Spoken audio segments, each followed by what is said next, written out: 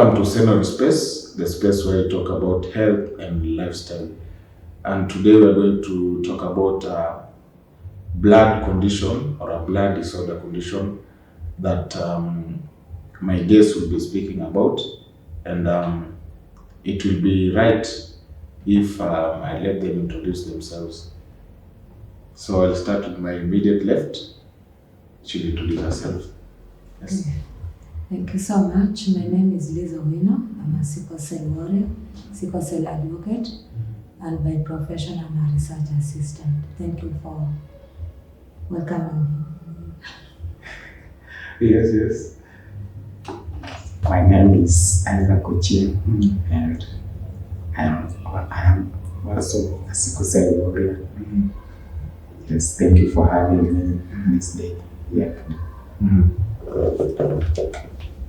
My name is Jane Arona. I am a psychologist by profession and a sickle cell warrior. And generally, I have passion for life in general, people. And my hobby is to watch or participate in tournaments, like bike tournaments or things like that. So, yes. Thank you. Thank you so much. So I believe one thing you may not, while you introduce, you said that you are a sickle cell warrior. The word warrior, how does it come about? Because kuna msee atasema hapo hivyo, warrior kwa nini wanajiita warriors? So in my side as a healthcare advocate, warrior ni una battle, you are going against an obstacle. And ni mtu mwenye ameachieve something, is going against something. So in your own view, mbona unajiintroduce as sickle cell warriors? Why the word warriors? So that other warriors can know kwa nini wanajiita hivyo, wasijiite other thing. Wajue kwa the importance of referring to themselves as warriors. Yeah. So to start with, for me I love introducing myself as a sickle cell warrior. Because like for sickle cell we go through a lot. We go through a lot of pain episodes, which we call sickle cell crisis. And with that pain you feel like somebody is just hacking your bones and you can't do anything, and that pain can affect anywhere in your body. For example, back, chest, long joints.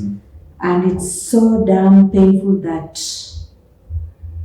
you can't do anything. So with that battle, because you don't know when your next crisis will happen, because it can happen anytime, that's why I love calling myself a warrior, because I've passed through a lot of sickle cell complication, but here I'm still fighting and still going on. Yes, that's it. Yes, I said I'm a warrior because every day as a sickle cell warrior, every day you fight for your life. For example, you are just like you are one man out. You don't know which time the enemy will arrive. So here the enemy is the crisis and the low blood levels in your body. So you have to fight for your life to overcome these enemies. And this happens at any time. Lazima ukue hata kama umelala tu inaweza kuja. So you have to be ready at all times. You have to be ready. Okay. Yes. Yeah, like Isaac has said, being a warrior means being prepared.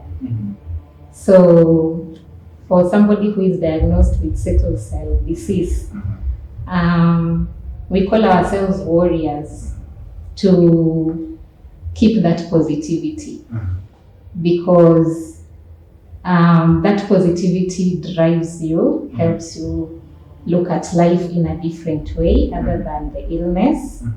And it's a way to advocate for the condition. So being warriors simply means that even though sickle cell is there as a condition, it's not the limitation. There is so much to a person other than the illness. So the warrior word is to is an encouragement word. Yes, for the community. Yes. And also, Jen, before you had mentioned that you're a clinical psychologist. Yes. At the same time, you're a sickle cell warrior. Yes. So how did you manage to balance, kwanza hata leave alone kubalance your education, usome kwanza upitie shule, primary, secondary, and then when the campus, through all those, but you are still going through with sickle cell. Yes. Na bado graduate upate kazi, uendelee. How has that journey been? Yes, thank you for asking that question. And that is a good question because it's a chance for us to encourage other people. And basically, sickle cell is the condition. It's what you are born with. But there is education, there is life. And as much as you're born with sickle cell, it does not mean that that is the end of life. So my journey has been maybe different because of the illness, but I've gone through the system like anybody else.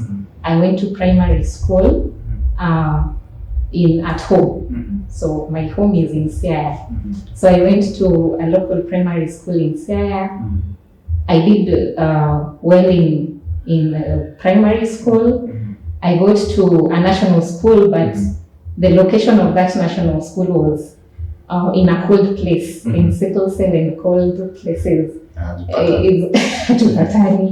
So I had to move back to another school that is close to home because that will allow me to be monitored. And then I finished and went to university. And I'm here. I got a job like any other person. So other than the illness, the journey has been the same. You go to school, you do your best, you progress in life, you grab all the opportunities that is possible. So that is why I'm saying being a warrior does not mean that that is a limitation. It is an encouragement that other than that, still there is more to life. Yes. Before tuende kwa Isaac, Isaac ni the youngest among us, ndio?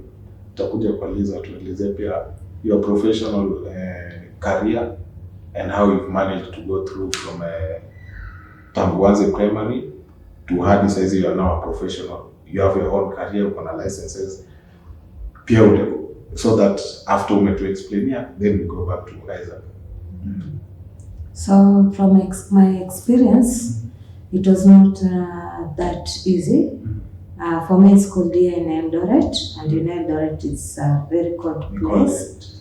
So I used to get a lot of crisis in primary school, but I still managed to do well. Then I went to boarding school for a short period of time. So while in boarding school, I faced a lot of challenges. There was a lot of stigma, and then I could not adhere to my medication. I could not take my medication because, like my fellow students, they could ask me, why are you taking your medication? Are you bewitched? Do you have hepatitis? So it was too much for me. In fact, I can remember while in high school, still in boarding school, I developed depression because I had not accepted my condition. So after that, I went to a day school, but in day school it was really good. Still here in Eldoret. And my fellow students, they were really very supportive. There was no discrimination, stigma was not there. So I felt like I was accepted in that community. So that's how I accepted myself. Then after that, I did well. I went to college. I did psychological counseling. And through that, also, I got myself now doing research, being a research assistant. Now I work in a clinical trial setup. So, and I really love it because mostly I work with sickle cell patients. So my journey was not that easy, but still I'm grateful that I'm living my life well, I'm living positively. There's nothing that you can't do as a sickle cell warrior. Just don't pity yourself, just believe in yourself. That's what I can tell other sickle cell warriors. Yeah. And also kuongezea in that point, I've worked with you for a while. And one thing I could pick out from you is that upendi kuhurumiwa, ati kuonyesha huruma nini. Because it's just like any other condition yenye mtu ana fight on. Yes. Kuhurumia it's like unajaribu kuweka mtu chini. Kama unakunywa sumu yako. Ni kama unakunywa sumu yako. So the period that I've worked with you notice pia plus vile unajibeba pia. There's a way yenye wewe utakuja job, umebeba food, umebeba snacks, kuna maji hapo hivi. Mimi huku niko tu nimekuja kavu hivyo. So it's a way pia vile umejibeba pia, it's really uplifting. In that hata ukipita town tuseme we are walking past to no one will notice. And it's something that even the other majority of the population, when let's say they don't have sickle cell disease, most of them don't appreciate the little, they don't take care of themselves. And it's something that I've learned through you, that even having sickle cell does not mean that ati unajiweka chini, unajihurumia. The more unajihurumia, unajiweka chini, the more even your body, tunasema it is the mental that helps the physical. Yeah. So it's something that also I've learned. Na pia kwa Jen, as in umevaa mko classic kabisa. So it's something yenye nafaa ya uplift bwana. It's not something inakuweka chini. Yeah. So the reason yenye nitaka tuende kwanza because you guys nyinyi mko na careers. Isaac atatuelezea what he does when amefika and then atuelezea tena. Yes, mimi bado ni mwanafunzi.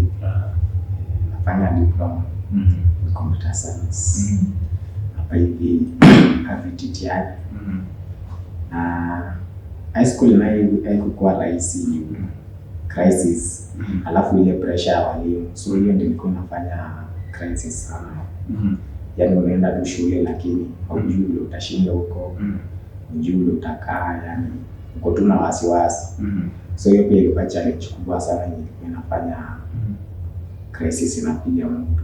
Yani afu na primary na sema ilikuwa soft kidogo juu.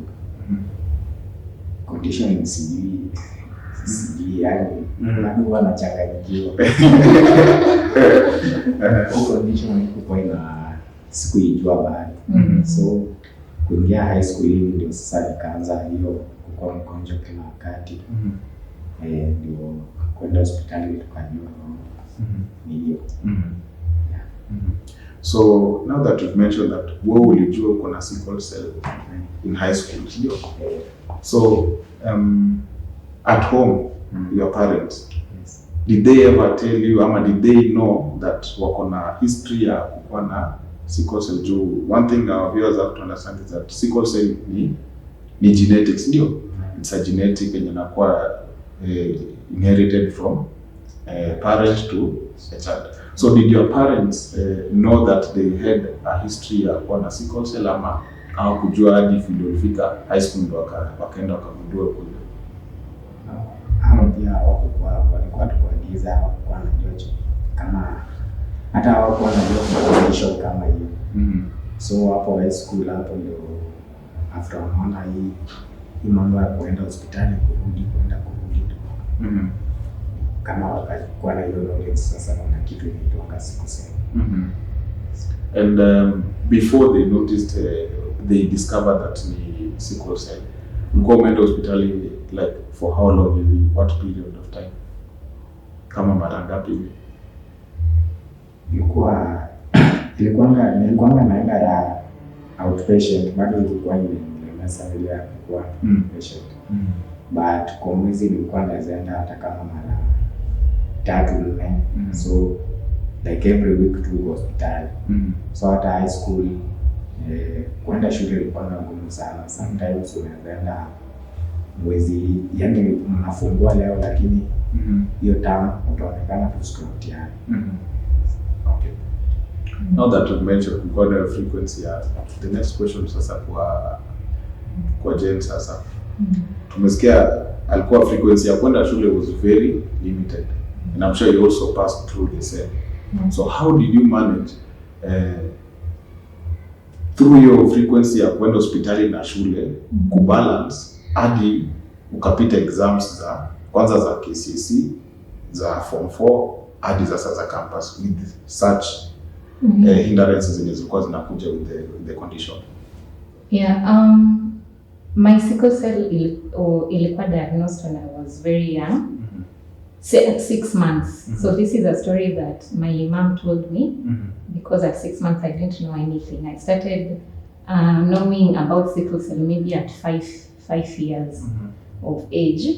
And for my case, my parents are the carriers. So my dad was a carrier, my mom is also a carrier. And kwetu, I'm the only one with the disease. My other siblings are okay. So the crisis ilianza kitambo when I was at that young, 6 months. So the story that my mom told me was that nilikuwa nalia sana, and I used to get a lot of swellings in the body. So they were frequenting the hospital so much, so the doctors wakawaambia to check the blood condition and all that. So that is when it was discovered. And I thank God because my mom was quick to get the information. So she got as much information as possible, and she started training me when I was still very young. And she also trained my other siblings so that they could support me in school. So ideally, I could go to school maybe 1 week, and then the other week I'm in the hospital.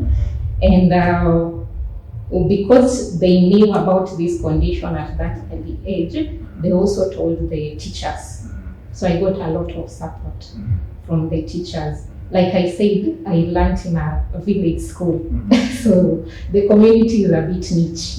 So everybody kind of knew that we have this condition, we have this sickly child. So I got a lot of support from my teachers as well. I remember the mock. At that time, kulikuwa na exam inaitwa mock.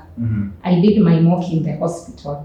So I think the crisis started just when we were starting the mock. That was in class 7. So I had to sit that exam in the hospital. But they were worried again about the KCSE, the KCPE, because they were like, if I could do the mock in the hospital, what is going to happen with these 2 weeks? Because you do the mock and then immediately you do the KCPE. So, but I think it was just lucky enough that I didn't get a crisis during the KCPE exam. High school was a bit difficult. Like I said, I moved to a place that was a bit far in Thika. Because from Siaya to Thika. And that was a very new environment. I didn't know anybody. So I used to, the shock of transitioning again. Plus the weather. It was a lot of shock in my body. So I got the first crisis. My mom was just holding her breath. And then I survived it. It wasn't a big one. It wasn't a major crisis. Then now, second term, I got another crisis, and my mom was like, now we have to look for a new school. So I just did Form 1, and then I transferred to Form 2, Kisumu Girls. Again, when I went to Kisumu Girls, Kisumu area is known for sickle cell. And again, I got a lot of support from the teachers, because in the region, there is a lot of sickle cell conditions in the region. And so they knew about the condition. They could allow my parents to come in, maybe after 3 weeks, to just check on me, bring me the right food, because again, with sickle cell, there is a particular diet that you have to have that is not offered in the school. So my dad would travel.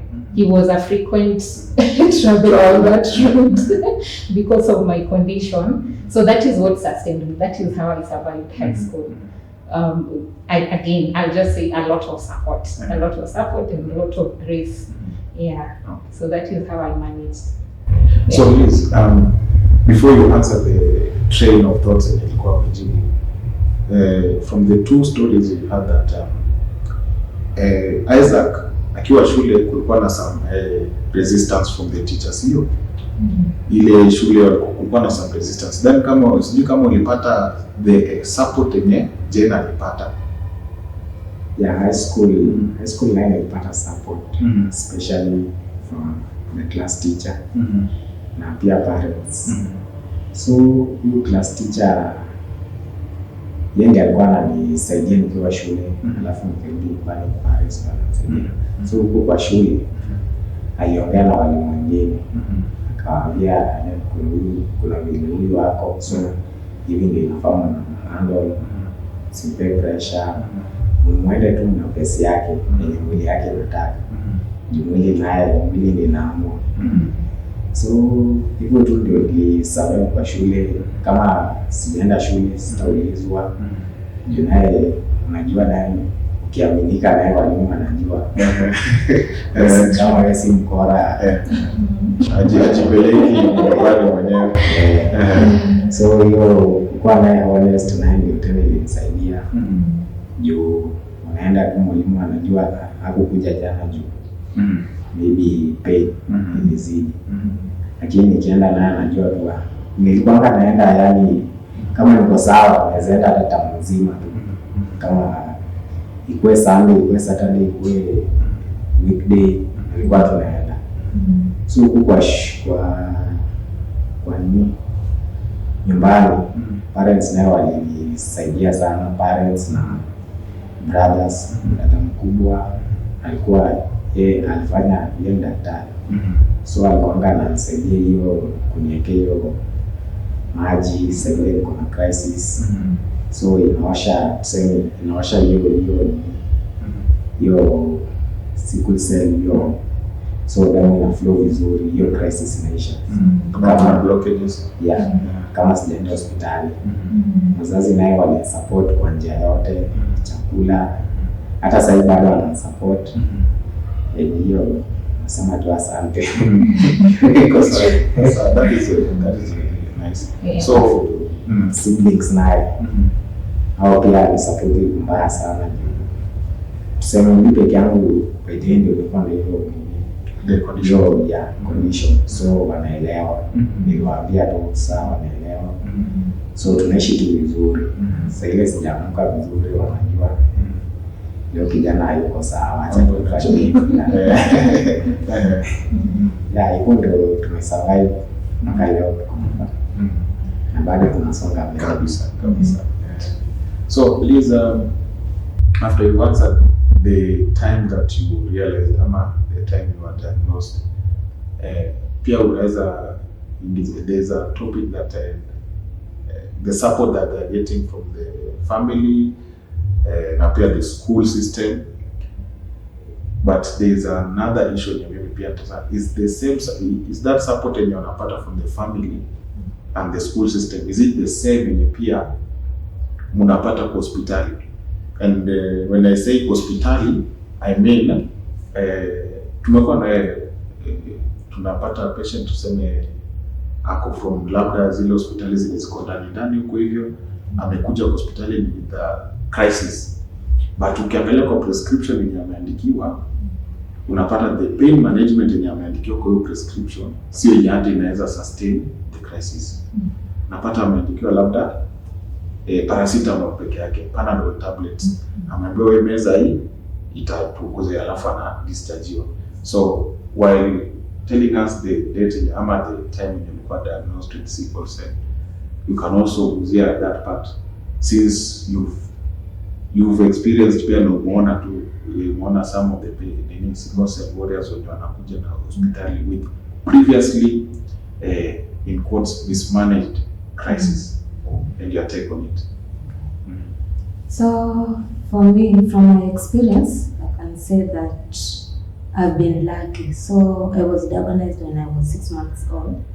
That was what my mom told me. And from that, the doctor who diagnosed me, he had an idea about sickle cell. So from my journey, I can't complain about the medical system. But now from the other sickle cell warriors that I've interacted with, they're always misdiagnosed.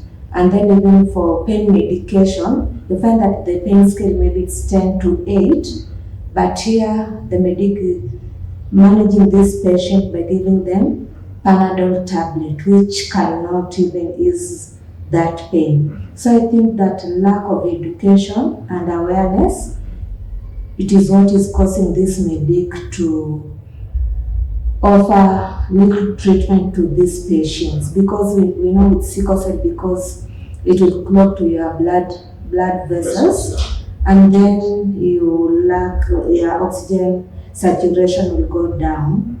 So by doing that, you'll be in a lot of pain. So you can just imagine, for example, I can just say that with pain crisis, it's just like, for example, with those women who are in labor pain, now they are gone to give birth to their babies. And then, but once the baby is out, that pain will go down. But now for sickle cell warrior, you can just imagine that pain, it's still intense, and here you're not being given medication. So I'd just like to encourage other medics, please just learn more about sickle cell disease. I know you're dealing with a lot of diseases, but when you give this patient Panadol tablet, you are not helping this patient, because, for example, this patient has a pain scale of 10, and here you are giving this patient Panadol. We are not drug seekers, and you know, with sickle cell crisis, when the pain is high, you will be given opiates like morphine, tramadol, but we are not drug seekers. We just want that pain to go down. Yeah. And one thing that you mentioned about drug seeking, you go to a facility in the emergency setup, and you tell that doctor, Panadol huwa inisaidii, nataka morphine. But the medic in that facility anasema huyu ni kama is addicted to morphine. And it's something yenye while working with you, many of the sickle cell warriors walikuwa nakuja wanasema, nimeenda hospitali niliitisha morphine ama tramadol, wakasema hawana na wako nayo. And then one of the medics akisema huyu ni kama ako addicted na morphine. So it's like pia on our side as medics, pia the awareness, as much as it is being spread, but it's not reaching even the level 1s and level 2s and level 3s facilities, kina dispensaries huko hivyo, where people unapata, like James said, ulikuwa siaya huko ndani. So those facilities, I think kunafaa kuwa na an addition awareness on sickle cell and how to manage sickle cell crisis. And then back to you, Jen. Liz, I mentioned that crisis yenye alipata. Sijui the first time ulipata crisis ilikuwa lini? Kabla tuende kwa Jen. Jen alipata the first crisis ulipata ukiwa high school. No. The crisis has been there. The crisis has been there for as long as I can remember. So I don't even know the first one. The major one ilikuwa lini, but it was when I was very young. Yes. So Liz, ukiangalia kwa the triggers the crisis. First of all, hiyo crisis ina present aje? Unajua some of the viewers watasema, crisis kwa nini? How does it present? Alafu ni triggers gani zenye wewe kwenye unajua kuna ile ukienda mahali na mimi sitaki maji baridi, itani trigger, ama sitaki anything yenye iko na adrenaline, it will trigger me. So you can tell us about crisis ni nini na present aje, and what are your triggers? So like for me, when I'm going through a crisis, the first sign that I'll see, my eyes will turn jaundiced, very jaundiced. That is very deep yellow. And then my urine, when I go to urinate, it will also be dark yellow. And then I'll start having these joint pains. And then my appetite will go down. And then I'll just know that this crisis, I have to manage this crisis before it becomes bad. So with triggers, mostly stress is the worst of all. Because I remember in 2022, I used to have a lot of stress, work stress related stress. And every time I had the stress, I had to go to admission whether I like it or not. And then cold weather. As a sickle cell warrior, for example, if you come in a place that is cold, just keep yourself warm. Don't try to compare yourself with other people. And then, for example, if you are coming also in a place where it is hot, also don't overdo it and hydrate, because I know most warriors they don't like hydrating. Drink water. That is the first message that I will tell them. Hydrate, because when you hydrate, you help your cells to move freely in your blood vessels. But when you don't hydrate, that's when it will trigger crisis, and you'll have a very painful crisis. So hydrate, keep positive mind, eat balanced diet. I know that those warriors that don't like even vegetables, they'll just say no, just want chips, want sausage, but eat balanced diet, because you know that you have a very low immune system, so you need to eat balanced diet so that you remain strong. And then other triggers that I can say, I think I've mentioned major triggers, yeah, but just keep positive mind, hydrate. That's one should be your gospel, yeah. And one thing also on the hydration part, I believe pia kwa crisis, when a crisis occurs, it's usually the red blood cells that have occluded your blood vessels. So ziki-occlude, damu ipiti. So hydration inasaidia the blood vessels isikwame. The red blood cells isikwame kwa the joints na pia the blood vessels. So one important thing pia when you working with you, ulikuwa unaona sickle cell warriors wakikuja, you used to encourage them. Maji yako iko wapi? Umetembea na maji yako ama bado? So kwa Isaac, triggers zako ni gani? And since wewe ulipata, ulisema you were diagnosed at high school, the first crisis yenye ilifanya by the wazazi wakasema we have to do further tests. Hiyo experience ilikuwaje, na triggers zako ulijua nini ndio triggers zako, ama uliambiwa by the usifanye ukagundua, or you had to experience it ile unaenda kwa baridi una realize by the nikiwa kwa baridi napata crisis? How was it? Yes, mimi crisis ya kwanza ninakumbuka ilipatanga kama ni usiku tunalala. So mimi nisikia tu joints zinaanza ku-react. Nikaenda kuamsha wazazi. Nilikuwa nalala kwa nyumba. Najua nyumba ya vijana kukaa Simba. So nimeenda kuamsha wazazi na pia mgongo inaniuma, kifua, tumbo, mguu, hazisongi. So huku wanajua ni nini. So kitu ya kwanza nilifanya, wakachemsha tu maji moto. Wakachoma mgongo, wakachoma. So nilichoma huko. Ikaisha. Ikaongeza pesa. So iliongeza pesa, wakajaribu walijaribu robo, walijaribu kila kitu. Wakaona iwezi. After wanaona hii ilikuwa serious, tukatoka tukaenda hospitali. Nakumbuka tulikaa huko for 1 week. Kurudi ndio tukajua hiyo condition. Then after hapo hatukukuwa na ile knowledge bado sana, ndio baadaye tukakuja nikakutana na sickle cell ambassador ambaye ni amekatwa hapa kandani. So yeye ndio hata sijui tulikutana aje. So yeye ndiye akakuja akaongea na baba, akamwambia ni hivi. Ndio sasa tukaelewa vizuri. So after hapo hata yeye ndiye alikuwa akinisaidia kwa kupata medication. Yes, time niko na crisis Julai. Hizi government hospitals zinasumbua sana watu wa sickle cell. Hawataki kujua, wanaona tu yani wewe tu ukienda hapo. Wanaona tu wewe ni mtu umeenda hapo na wasumbua. Uko tu yani kama patient wengine. Hawajua hapo ndani hapo unaumia mpaka. It's an emergency. Every crisis is an emergency. Yes.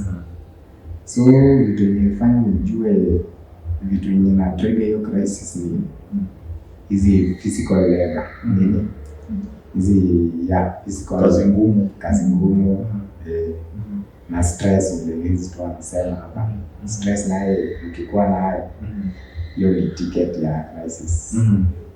So na ukikuwa dehydrated pia hiyo ina trigger sana.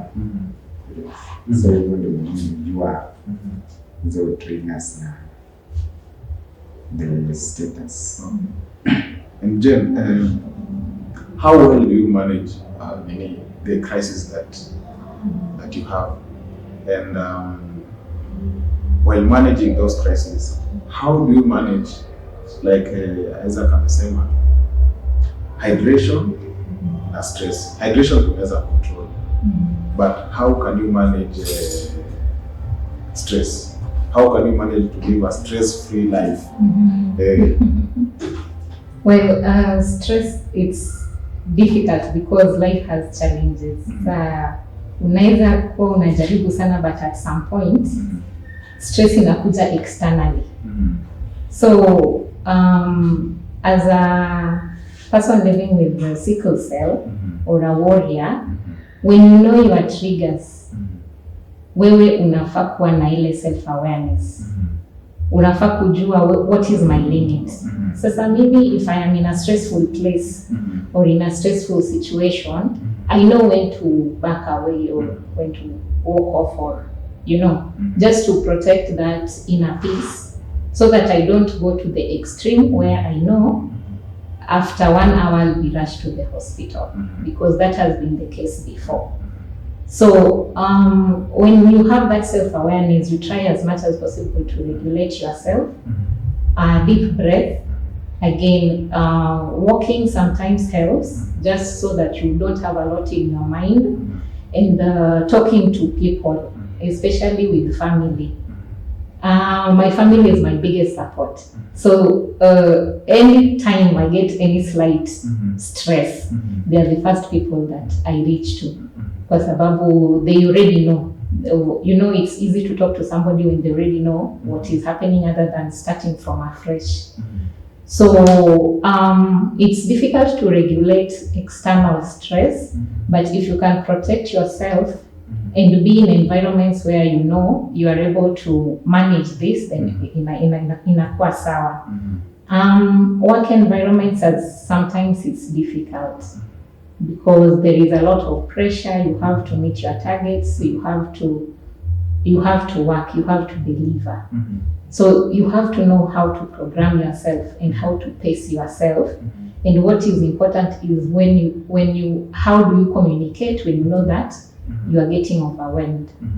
So what I try to do is to identify few people that I can confide in a work environment that can help me out. People who are empathetic enough to listen. And especially I always identify these people very fast in the first, niseme kama in a new environment, I figure them out very quickly in the first months, just so I know how to navigate that work environment, so that I can have people who already know that this is what is happening, and if I come to them that this is my limit, they get to understand. So that is how I've always managed. Yes. And one thing that had been mentioned earlier, I think Liz Zano mentioned it, pregnancy. So this is for sickle cell warriors, the female sickle cell warriors. Is there an initiative, how do we reach sickle cell warriors, especially those who are in their childbearing age, or those who are about to have their children? How do they manage their pregnancy? Is there a specific way they should manage their pregnancy?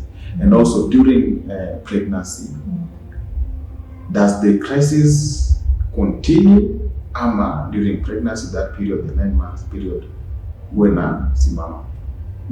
Okay, so ideally pregnancy itself, even without crisis or without somebody being a sickler, is a very sensitive period in a woman's body, because there is hormonal changes, there is a lot of changes that is happening in preparation to the infant. So what I can advise people is to talk to your doctor. And before even you go to you conceive, just when you're having the thought of conceiving, it's good to reach out to your doctor. And not just your gynecologist, but also the doctor that manages you for sickle cell, because there is a special program that you are taken to, because there are supplements you're given, your body has to be prepared. And because you are a sickler, it's even difficult, it's even it needs more monitoring compared to the normal pregnancies, because just having sickle cell itself is a challenge. So now having pregnancy can be complicated pregnancy. So you need a lot of monitoring. So just on the onset, there is that need to talk to your doctor. Yeah. And Liz, one thing that has stuck out is the challenges of being a sickle cell warrior, and also the pregnancy part is something to do with hemoglobin levels. So you find that most sickle cell warriors, blood transfusion is one of the common management during a crisis, or maybe even without a crisis. So how do you navigate through blood transfusion, and is it a big issue when it comes to managing sickle cell as a sickle cell warrior? So with blood transfusion, find that donors nowadays, they don't like to donate blood. And you know, for sickle cell, blood transfusion is used to manage a lot of sickle cell complications. For example, when you are anemic, maybe you have a low HB of 4 or 3, and then maybe when you have acute chest syndrome, this is a condition whereby the red blood cell, they get stuck in your lungs. So with that experience, I can just say you feel like there's an elephant that has just stepped in your chest, and you are trying to breathe, but you can't. You are gasping for your air, and it is not there. So when these sickle cell warriors, they get blood transfusion, it helps to dilute that sickle cell red blood cell, and then more oxygen will now start moving around your lungs. So it's really tough, because I've lost a lot of friends. They needed blood transfusion, but the blood was not available. So what I can just tell the general population, please, if you are just okay, just donate, because you are saving a lot of lives. Because for sickle cell warriors, for example, our HB is usually between maybe 6 to 11, maybe if it is more. For us, it's not like for that of normal person, which is 17. And this is because our red blood cell is always destroyed after 10 to 20 days. So you can just imagine, after 10 to 20 days, your red blood cell has been destroyed. But for a normal person, your red blood cell will be destroyed after 120 days. So just save lives. You never know, just donate. Yeah, because it's really crucial for sickle cell warrior. Even for those who have stroke, they still need that blood transfusion. So you can just imagine how it's really crucial in the management of sickle cell disease. Yeah. Okay, now that you've mentioned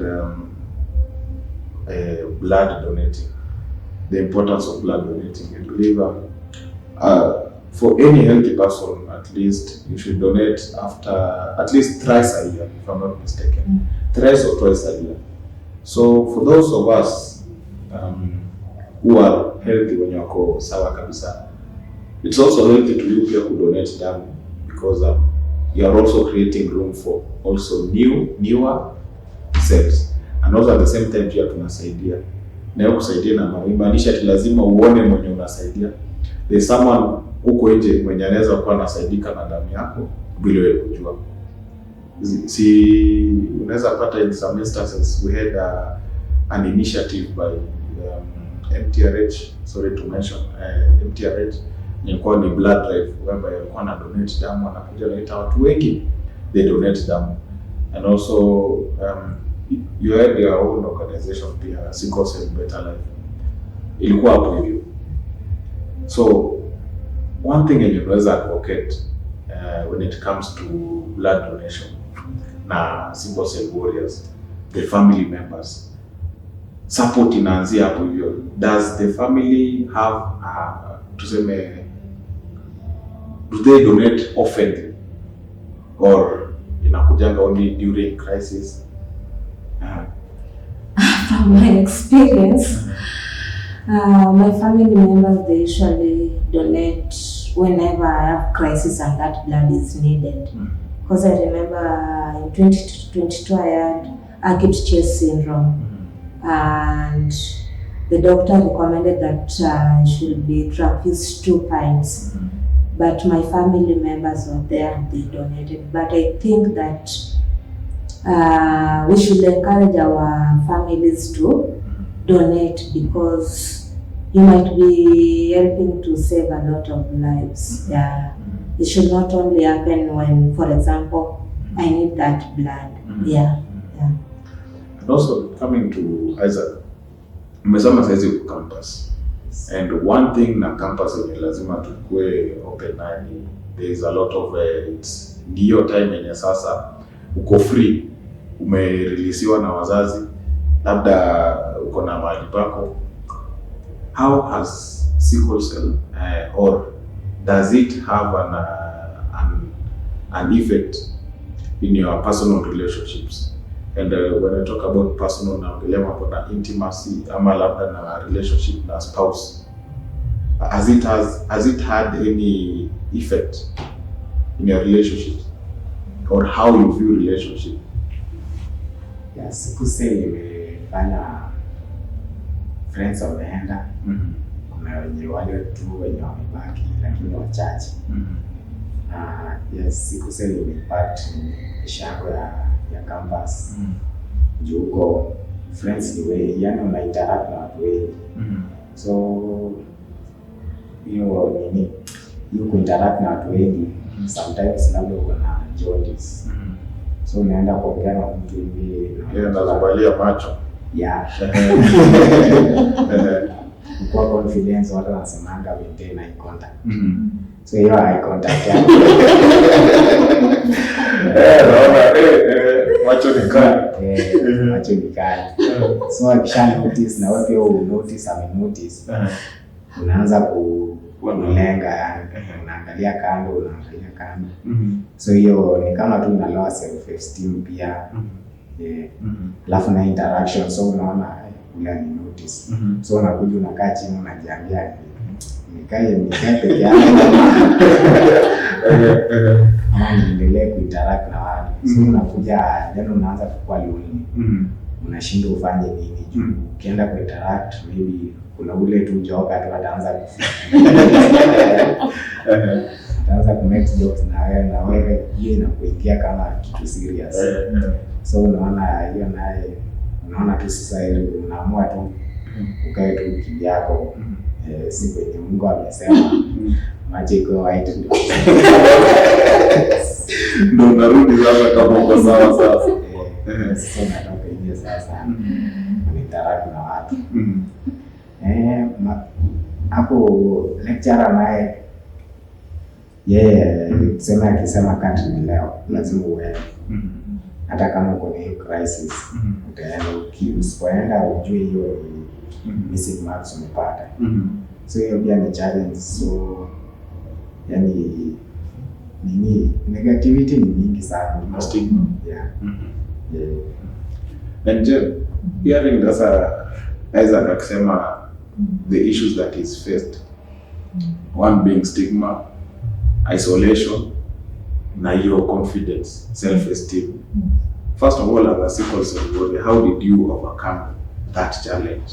And also as a clinical psychologist, ni nini yenye unaweza impact ama you see that inaweza saidia other sickle cell warriors in similar situations, especially the young sickle cell warriors?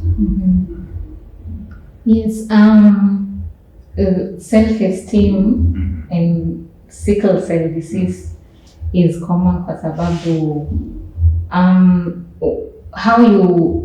how you present yourself as a sickler, obviously there are those physical signs zenye mtu ataona. The jaundiced eyes, and maybe sometimes as sicklers we are constantly, or most of the time you find you are tired, so you don't engage in a lot of activities like these physical activities. We try not to involve in them so much. Sasa unapata in a social place like maybe college environment where everybody is active, unajitenga ama unapata you are not able to engage in those sporty activities, and some people are not accommodative of that. The main thing to build your confidence in an environment like campus or in school is to identify your area of interest. And the moment you identify what you like doing, you will always find your community. Because you know that you cannot go into maybe physical sports, but you can enjoy doing arts. So you move towards that. So what I found that helped me navigate even in my college life was going to clubs and associations for things that I liked doing, like environmental clubs. So I participated in that. And then we also had a peer counseling club where we could go to students and maybe look at the problems that they have. We say maybe kama ni college, maybe mtu hana pocket money, they have issues at home with their parents, they have boyfriend issues, girlfriend issues. So you go there as a peer and you try to counsel them. And it was like an association. So we used to do that. We go door to door offering those services. So it was very beneficial. You are able to interact with the people still. Haujitengi because wewe ni sickler. You are interacting with your people and you are getting to know or getting to acquire people who identify with what you like, because that is what they also like. So that is a way that can help you fit in. And then another thing is also self-awareness. You know your limits, you know what you can do and what you cannot do. Then you try to communicate with people who are close to you. Like those close friends, they should know that you have sickle cell disease, so that again they don't do things that are strenuous to you. College, there is a lot of partying and clubs, and for a warrior, if you are taking your meds and you are also drinking, that is a very dangerous combination. It's a very dangerous combination. So your friends should know, even if you are going out with them, you will have to be warm. You won't dress the way they are dressing. Number one. Number two, you have your limits. Ikifika 11, wewe umetoka. So that they can accommodate you in that. And my encouragement is that you do not have to isolate yourself as a warrior. Basically, just find what you like doing and you will find your community through that. Yes. Very powerful statement. So, with that statement, I'll go back to Liz. How have you been able to achieve or to overcome you're one of the people with unakuanga stress free. So how have you been able to pass through those obstacles, especially during a campus time? The issues that Isaac, which he's currently going through, and it's something that it's way happen. You have to go through it. How did you manage to go through those obstacles? And being a career woman, has sickle cell disease, they say the same way again, amesema ina influence mambo na sports na pia your career. did it influence you getting this career, going through this career path? For me, yes, it influenced. And regarding what Isaac said, because I accepted myself while I was in high school, that was in Form 3. So acceptance part is what made me to navigate those challenges. I knew my limit. As a sickle cell warriors, I knew I could not party for 24/7. Drinking alcohol was not for me. Smoking, so just accepting yourself, knowing your limit, and then also had a supportive parents, because like my parents, they didn't shelter me like Hawk. So for example, like if I wanted to travel, they will not be worried that I'll get crisis. So I think with that, for them believing in me, it made me to accept a lot of things and navigate life. So what I can just tell sickle cell warriors who are in the same predicament, don't compare yourself with their friends, because for them they don't know. When you'll be in pain, for example, you'll be lying in hospital having crisis, for them they will just, okay, they're laughing. But once you accept yourself that, okay, I have sickle cell crisis and I have to do this, you know your limits, it will help you to navigate life. And then in terms of career, yes, though I'd always wanted to work in hospital environment where I could be accepted and they will know my condition. So I think sickle cell, yeah, it made me to go to that career path, yeah. But I'm glad that I chose that one because I like what I do, yeah.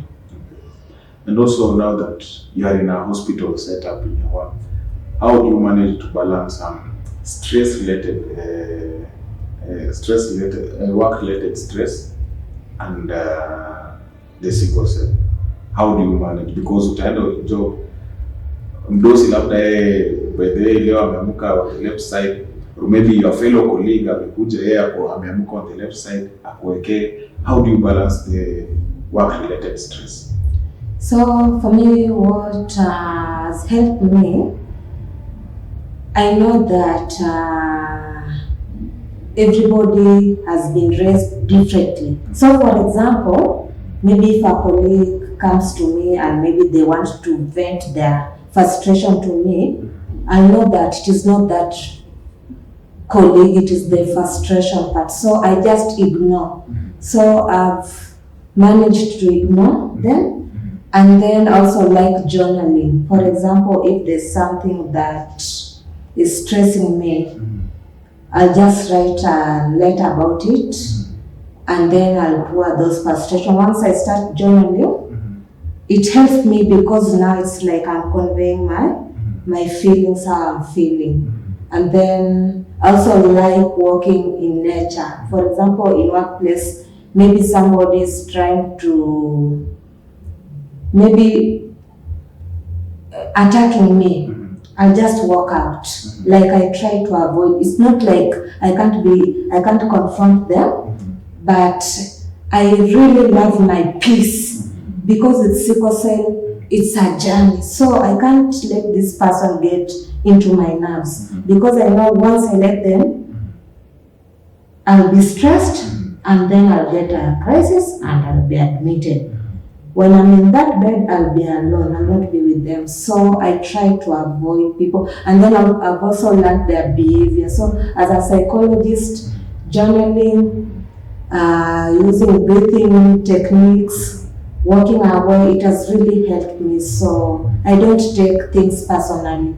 Yeah, I don't keep them in my heart. I just ignore. Yeah, and it has really helped me. And also it's a good point because some of our issues and even that we face, sometimes there are some issues that you can solve them by just walking away. Yeah. You don't have to be there and kupigana physically. Some issues even you can solve them by just walking away. It's an important point that you put across. And also getting back to Isaac, uko campus, high school ndo ulisema ulikuwa diagnosed. How did you manage kukuwa na the life ya high school, from high school to now campus? Una manage aje? Kama mtu mwingine umesema lazima uji-isolate kwanza ndo urudi. Is it building you to be a tougher person, ama saa zingine una feel ni kama ina kubreak? These challenges that you go through, how you handle them? Yeah. So sema kwanza kama ile ya stress. Stress kwanza ni mbaya. So mimi ile stress yenye mtu ndiye ananipea, wanajaribu kuavoid vile kitu anasema huwa anafanya. Huwa na walk out, ama kama mkuja anaanza vita ya maneno. Na nyamaza tu, anaongea alafu namwambia you are right.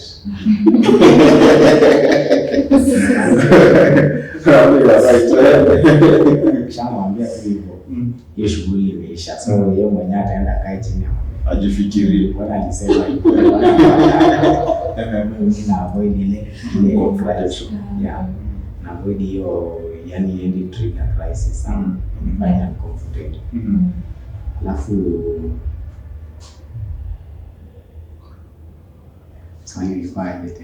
how will you manage na hiyo challenges that you go through? Are they strengthening you, ama una feel at some point pia ni kama imekuwa mingi sana, as in wananionea? So hapo kwa isolation, nikishaji isolate, after tuseme mtu amefanya ya ninakaa wanaji isolate, lakini nikirudi tena naanza tu fresh ule tumesahau. Ndio mimi huenda.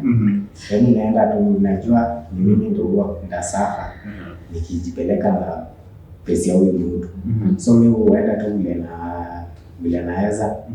Nikishaji isolate hivyo, nikisha meza hizo maneno zake, tunamalizana, narudi natulia, naanza tena fresh. Ule mwenye atakubali aone sio kila mtu ako same, tutakaa naye tu vizuri. Yeah. And coming to James sasa, point yake ni unasema at some point alisema after being diagnosed he came across Liz. So I believe Liz alikuwa the first point, ama a big role, aliplay a big role in kumenta yeye. So who has been your biggest mentor in your sickle cell journey? And also, how have you managed kubalance work-related stress na pia your sickle cell journey? I have come across so many people who have acted kama mentors wangu, because the journey started when I was very young. So at that time, my biggest mentor was my mother. She's the one who had all the information, and she was the one who was frequently available, like she was available all the time. My dad was there, but he was constantly at work. So he provided the financial support. But the education bit, what you should eat, how you should take care of yourself, all that information nilipata kwa my mother. And now when I got to around +8 Form 1, we got into the foundation, Hope for Home. I don't remember the exact name. And then I got again other groups who were warriors. And there was a lot of support from that group. So I had people who were also sicklers, and they also had children who were sicklers. So that was again another eye opener, because at home, I was the only one. So I came to find out there are also families who the parent is a sickler, and even more than one child is a sickler. So that gave me a broader perspective of the illness, because I didn't have that initially. And the main person there, the chairman, he passed on later on, was our biggest motivator, because he was a family person. He had sickle cell, he had a good NGO job, and I was like, oh, so it can happen. So when I saw that, I knew that it's not a limitation. Then after now, I left home and started working. For some time, I lost touch with the warriors because I was in Nairobi all the time, and I moved to different locations where there were no sicklers. So I could find that I'm the only person having sickle cell in those environments, and it got a bit tricky or a bit complicated to navigate those environments. So I was alone for a long time. And then now when I came to Eldoret, I met again Liz. So Liz, we met. I don't know how we exactly. We met because I was in a project, and I met her through that project, and she introduced herself as a warrior, and I also told her that I'm a warrior, and after that we just linked, and she introduced me to the warrior community in Eldoret, and from then at least I've had a lot of support from her, and also from the group in Eldoret. Yes, so those have been my biggest mentors. Now when it comes to job or work related stress, like I said before, I try to look at the heads, maybe of my bosses, one or few of them who are empathetic enough, who I can confide in, so that they get to know that I cannot do like physical strenuous work. So when I communicate that, they get to know what I can handle and what I cannot handle. And other than that, I don't share again my condition with everybody else at work, because there is a risk for that again. You can be stigmatized or discriminated, whatever. So I get to know my limits. Kama kuna kazi zenye zinafaa kufanywa at a particular time, I don't wait up to deadline kwa sababu ya pressure. So I start early enough so that I don't have to have that anxiety last minute. Yes, na kukimbia na kila kitu. So I try so much to program myself, but if there is something that is urgent, then I have to communicate that I will only do up to this limit. Yes, because that is what I can manage at that point. So that is how I try to regulate myself at work environments, because there are some things that are tasking and you have to do them, but you also have to take care of your space and your health. So that is how I've managed in the work environments that I have been so far. Yes, communication and just knowing my limits. Yes. And now back to you, Liz. Jenna said a very important point. Alienda mahali kwenye hakukuwa na sickle cell warriors, other sickle cell warriors, and alikuwa kwa peke yake. But after coming to Eldoret, it's when akapata kuna other warriors around, like tuseme like a second or a third family sasa. So I believe there are organizations zina focus or zina measure on sickle cell. How have you managed kulink Jen na Isaac? How do you handle that? We let the community talk closer into one community, because with the internet and tuko, someone can be in Mombasa, Siaya and Kakamega, na bado mko in one platform wenye mnaweza relate. And that is one thing, and I believe support groups of similar associations, they really help to spread your journey, to make the journey less troublesome, less difficult. How have you managed to link Jen, Isaac, and other sickle cell warriors, and how can they also be part of this community? So right now we know that we are in a digital era. So I managed to bring Isaac and Jane together because of sickle cell support group. You have a support group. It's called Sickle Cell Better Life Eldoret. And we also have a Facebook page. It's also called Sickle Cell Better Life. They can link with us there. And then we also have an Instagram page, also Sickle Cell Better Life.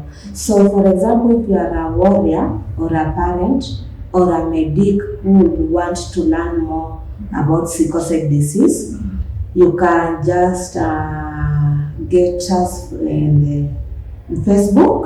You can just send a message there or in Instagram, and then we shall add you in our group.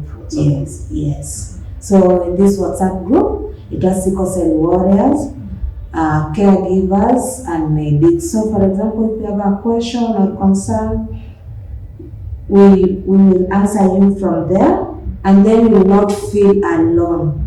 There's nobody who will stigmatize you, and then you will get encouraged and you know what is happening around you.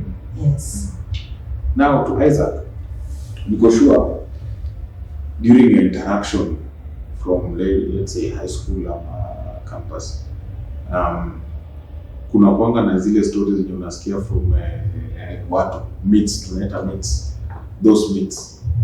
Ni myth gani yenye umesikia by the way associated na sickle cell disease zenye ungetaka kuweka basa kwa meza au kwani hivi yenye labda mtu anakuwa associated na sickle? Nimesikia kaingia mpaka kwa damu. Yenye mtu anakuambia wewe hautapita 20. Hautapita 20 years.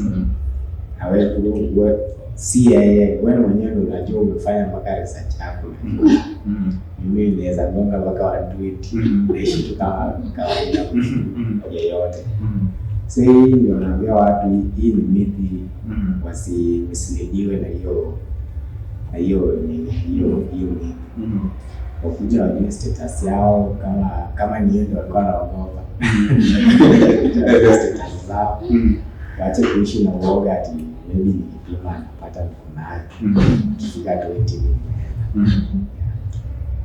Back to jail. Na in jail na list of ajibu. Can you demystify hiyo myth? Alafu is any other myth ama kama is the same myth umesikia? Yes, na hiyo myth nimesikia that sickle cell warriors cannot reach above 20. But right now I'm in my 30s, so that is big myth. And I've seen also sicklers in their 50s and 60s. So, and even in their 70s. So that is not true. Again, it's about how you take care of yourself, knowing your triggers and the right dieting na medication. Another myth yenye nimesikia is that sicklers are lazy.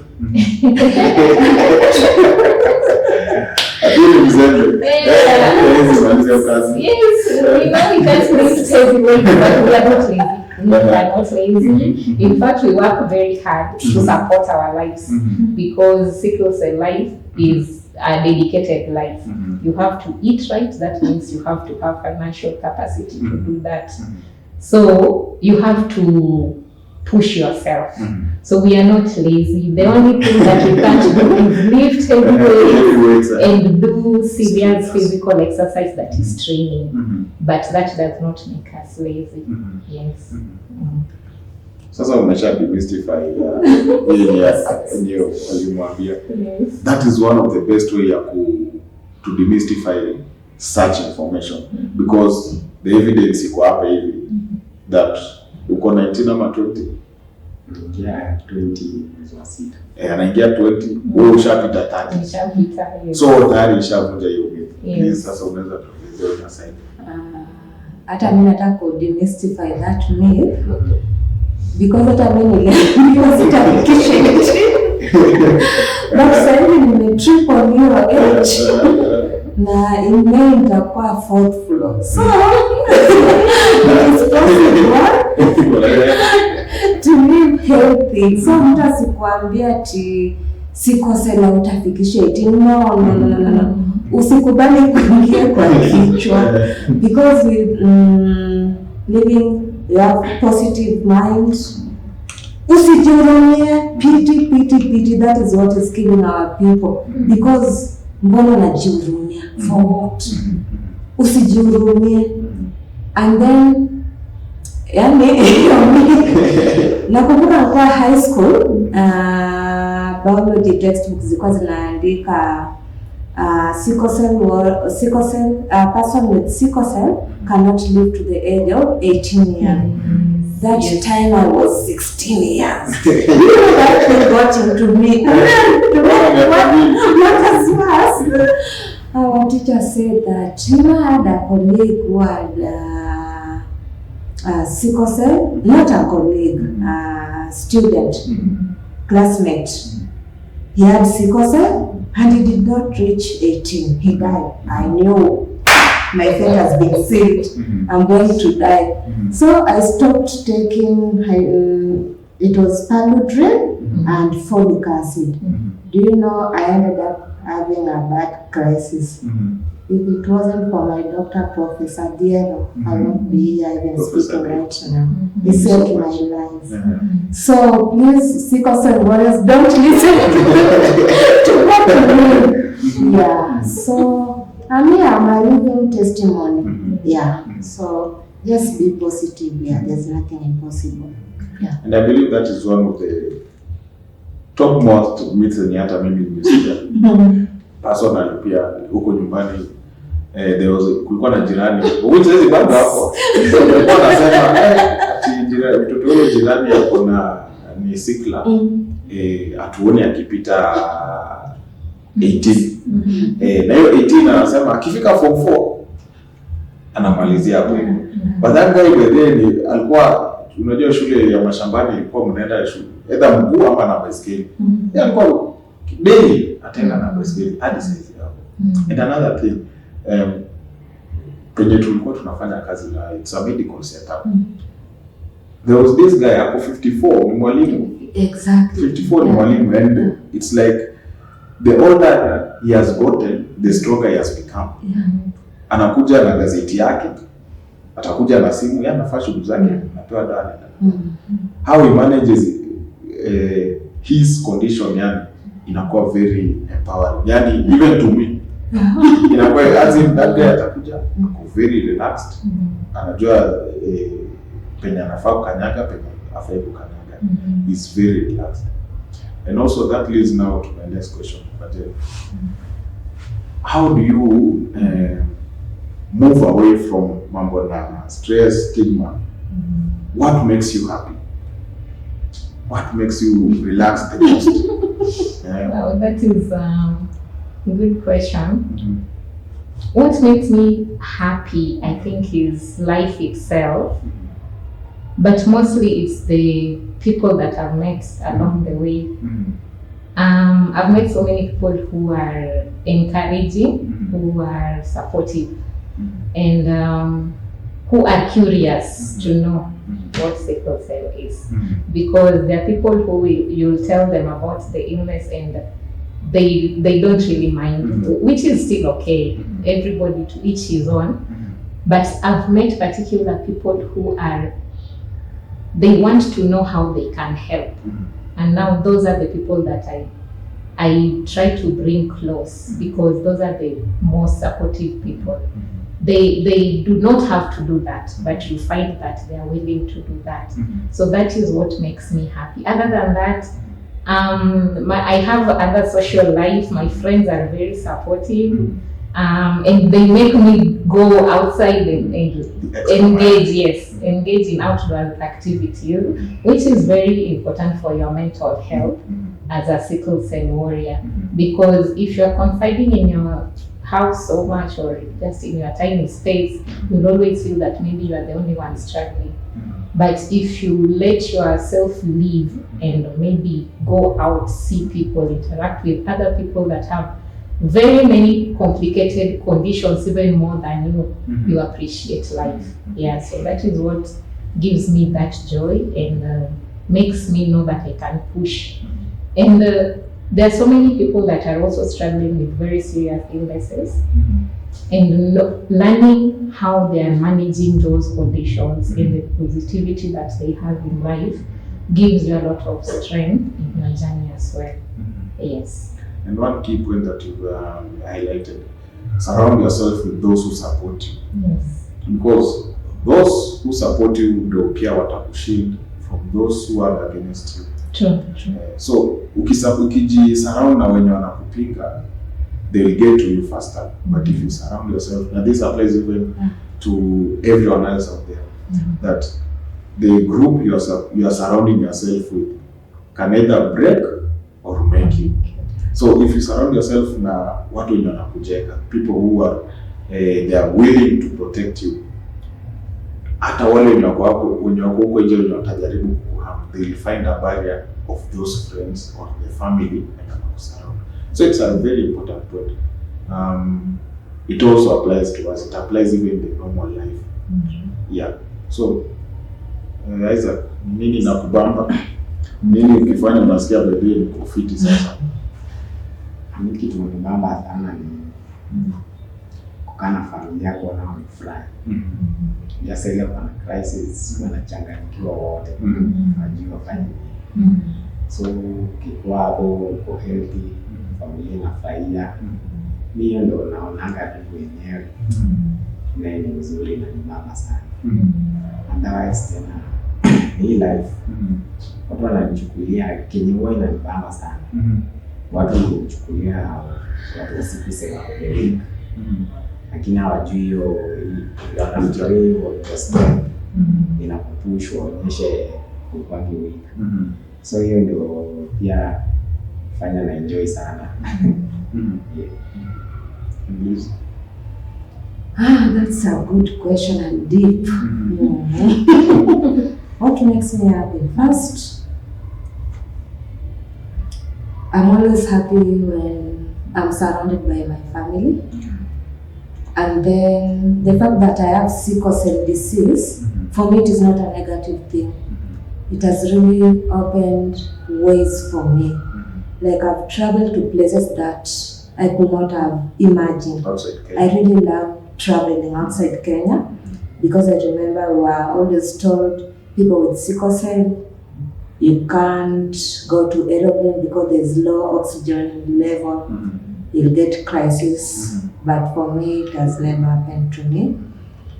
And then I just love that through sickle cell, I know a lot of, I just love sickle cell. What can I say? It has really made my life different. The way I think, I'm less judgmental. I don't judge people because you don't know what someone is going through.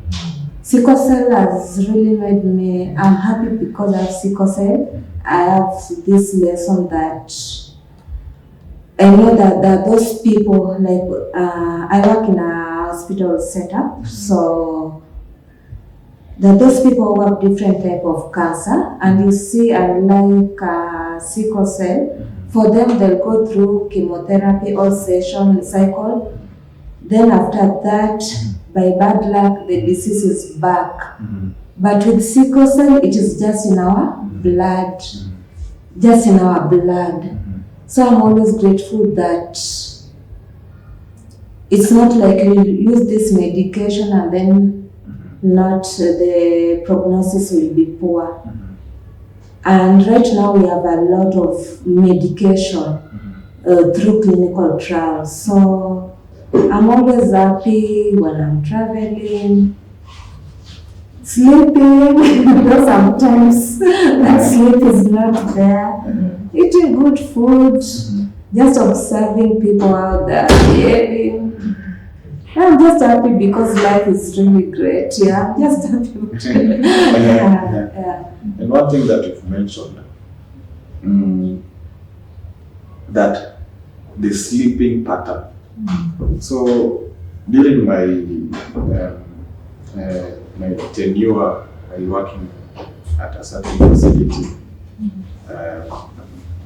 and I came across many sickle cell warriors tumekuwa tukifanya kazi nao, and one thing that was constant kuna watu wengine walikuwa na chat nao hadi saa 8 alali, and then saa 10 sasa labda nimeamka nimeenda labda kujisaidia kwa hivyo short call, naangalia WhatsApp online.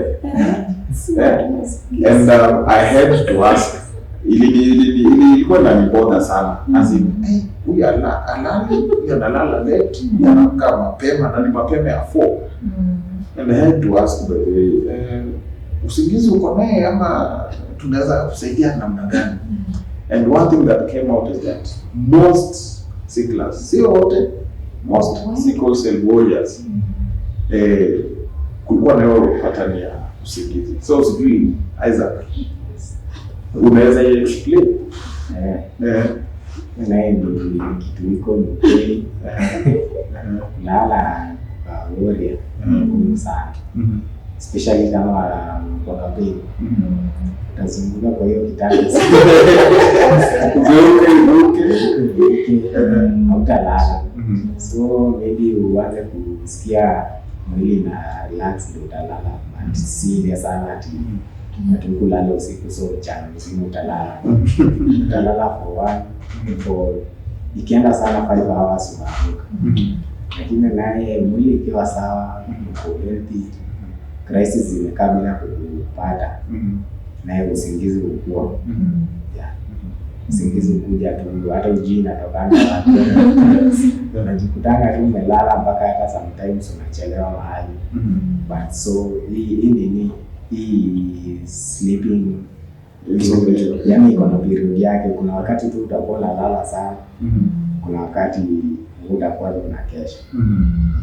And now that kuna hiyo amesema saa zingine utalala saa zingine maximum at least 5 hours. Does it also have an effect na vile mwili the next day utakuwa unafanya kazi? Juu tulikuwa tunaongea na hizi ndio kwa sema hiyo kutolala pia inaweza leta uchovu. You are just fatigued, but you can't sleep, and you not sleeping inaongeza the fatigue. So is it like that kwako, ama how do you verbalize ama navigate through that?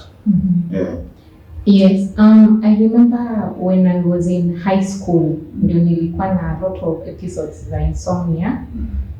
During that time, crisis sometimes presents in a different way. Sometimes if maybe you have an infection, maybe bacterial infection, or maybe you have malaria or something in your blood, you will get that severe crisis that sends you to hospital automatically. But sometimes it's just the weather change. And this kind of crisis, they are nudging. Ni kitu iko hapo, it's bothering you. You can still function, yes, but the crisis is there and it's kind of prolonged. It can even go for 1 week or 2 weeks. It's a very dull, consistent pain. You can still function, but it's still there. So when you're in those maybe weather change, when you're still trying to acclimatize, and you'll find that you are losing sleep because of that nudging pain. I don't know what happens, but most crisis happens at night again. So with that pattern of crisis inafanyika usiku, you lose sleep. So in high school, I used to get that a lot. I used to lose sleep during maybe from 12, you don't sleep up until 4, and then at 4, bell may ring, you need to go to dance. So you won't really be very active, especially in the first hours of the day. You will be fatigued or groggy, or sometimes you are just there, but you are not paying full attention in class because you didn't sleep well at night. So when I noticed that pattern, sometimes I used to read novels a lot. So I just take a novel and try to read. Sometimes you sleep through, because again, when you're studying, I don't know what happens, but when you start doing something constructive, sleep takes over. So sometimes that will help, but if you're okay again, it disappears. And medication, like I used to work a lot with painkillers, also helps. during those times that you can't go to the hospital, but you are not also fine. So you take a lot of painkillers to help you to just navigate your day, and drinking a lot of water during that time. It also helps, and also when you hydrate, it helps you again with your sleep. So those also used to help me during that time. Currently, I don't. The insomnia is still there, because I think maybe now the brain has gotten used to that pattern. So even if you are not in crisis, you still can't sleep for maybe 8 hours. 8 hours. By 6 hours, in nature, because now kind of the brain has gotten used to that. So you just find something to do during that time if you are not busy. But if you maybe have something that you need to do, you finish that. Yeah. And Liz, how have you managed your life? And is it true? Yeah, it's true. A lot of warriors, they usually get insomnia. Because like even for me, even I still have insomnia. So there are those times when I think brain, just like Jenna said, I think our brain has gotten used to it. So what I usually do, sometimes I just put a podcast and then I listen to it, and then I just doze off. Yeah, that is what I usually do. But it's really tough. I can't say that I usually sleep for 8 hours. For always, though I don't have pain, but still you are trying to sleep, but it's not. You can't. Right now, what I'm struggling with is I have like light sleep. Kitu gonga tu mahali. Please do not distract. Try as much as possible to just sleep peacefully. Kitu isigongwe, nothing. Yes, you try to make that as much as possible, but sometimes it's hard. Yeah. So when you wake up at night, you just stare.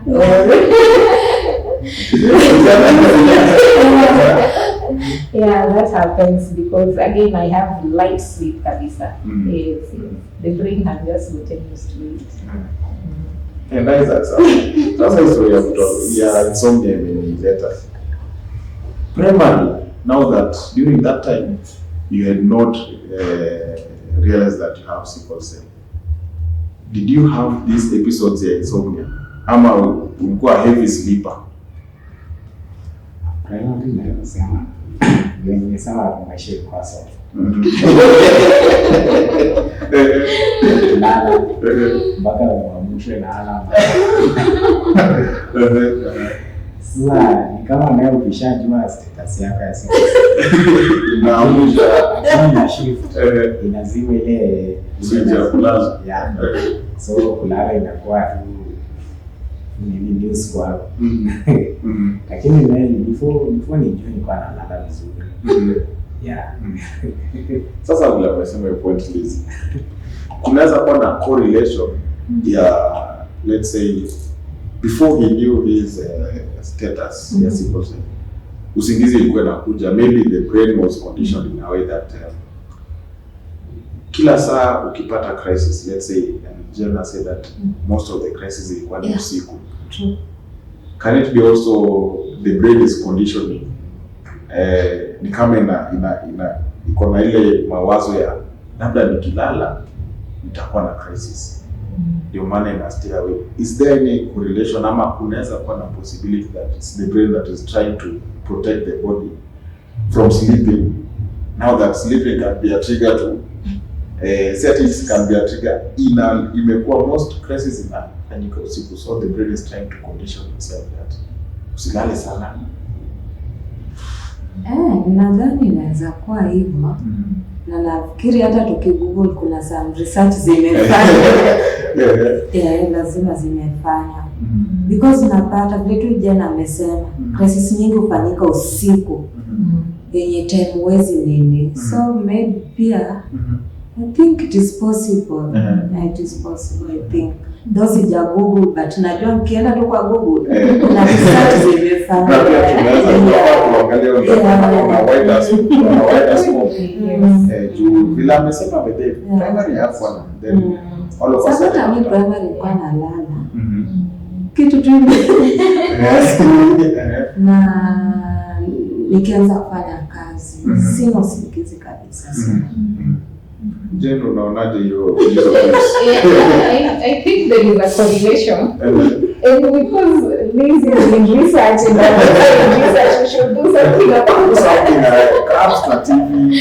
Yeah, because there could be maybe the brain chemistry is trying to warn you or something. Because with conditioning again, it's a protective mechanism. It might work against you, but it's protecting the body. So maybe if it is a pattern that the brain has already identified that this crisis happens at night. So it's a way to keep you alert, just so that you are aware. Kitu ikifanyika, you'll be prepared, you know. So it could be a correlation. Yeah, maybe we need to look at that. Yeah. And Liz, now that tuko na extremes, hapa tuko na extreme cases ziko mbili in terms of awareness of sickle cell. And when I say that, I mean that tuko na Isaac yeye hakujua hadi the parents that pia walikuwa wanajua hapo anajua, but on the other hand Jen na wewe your parents walijua na pia they prepared you in advance. So how is it important, and is it important to know our history genetic history? How important is it? First, it's really good to know your sickle cell history. For example, for those people who are preparing to marry, don't just marry anybody. Yes, love is love, but go and test for your gene. For example, if you have that I had a cousin who had sickle cell disease, and maybe in your family there's nobody who has sickle cell disease, just go and test, because you never know. It is something that is genetic. By doing so, you'll be preventing a lot of things. But for example, if you just marry somebody and you don't know your sickle cell history, that's when a lot of children, every year 6,000 children are born in Kenya with sickle cell disease. But what if we had genetic counseling clinics whereby people are being told to go and know about their history? By knowing your sickle cell history, you'll be preventing a lot of bills in hospital. Because sickle cell, we use a lot of resources, and not everybody has even insurance card, and it also causes that breakup in family. I've seen families whereby couples were accusing one another of bringing sickle cell in the family, yet it is genetic. They don't know about the sickle cell genes. So by doing so, you'll be preventing a lot of things, even breakup in family, stigma, and even bringing a child who has sickle cell disease, and then even that burden of caring for sickle cell children in hospitals will go down. So it's really important, and I encourage everyone to go and know their sickle cell gene. And you can do a test called HB electrophoresis. That one will show you which type of gene that you have. Especially for those who come regions whereby there's a lot of water body. For example, in Nyanza, Coast, Western. And even I've also seen here in Nandi, in Kapsabet, that those people who have sickle cell disease and there's no intermarriage. So just go and know your sickle cell gene. Yeah. Isaac, now that your diagnosis ilikuwa ni wewe unajua pamoja na the family, how was that shift from kukuwa tu kwa sawa, and then unapewa diagnosis ilikuwa na sickle cell? Did your parents also get tested, and how was that affected? How was the transition kutoka from ilikuwa tulisema kwa kawaida, and then all of a sudden I have a genetic disorder and nimekuanga naye but sikuwa najua? hiyo transition ilikuwaje to you and also the family? Kwanza wazazi ndani kama walitest. Mimi tu nilitest nikajua. Ya kwa na after tu walijua ni mimi peke yangu. So kama tu walisema kuna haja ya kutest. Alafu hiyo kuchange hiyo ni lifestyle ilikuwa hapo before nijue. Ni imechange. Sasa inafaa unaji-isolate from vitu mingi yenye watu wanafanya. Kama tuseme unajiweka, yaani usifanye kazi ngumu. Maintain hydration. Keep stress free. Ndio at least hiyo crisis yani isikuje, ama ikuje ile weekend. Unaweza manage hata by watching a movie. Ukiwatch tu movie unastukia tu imeisha. So you change alafu naye kunini, yani unapunguza interaction na watu. Unaona tu nikienda nianze interaction, maybe wataanza kumake fun ama maybe watadiscover. So unaanza kuji-isolate to avoid your stigmatization. At least ukue bila stress. Juu kitu kubwa hapa ni the main enemy hapa ni stress. Stress ndio inaleta crisis sana. Yes.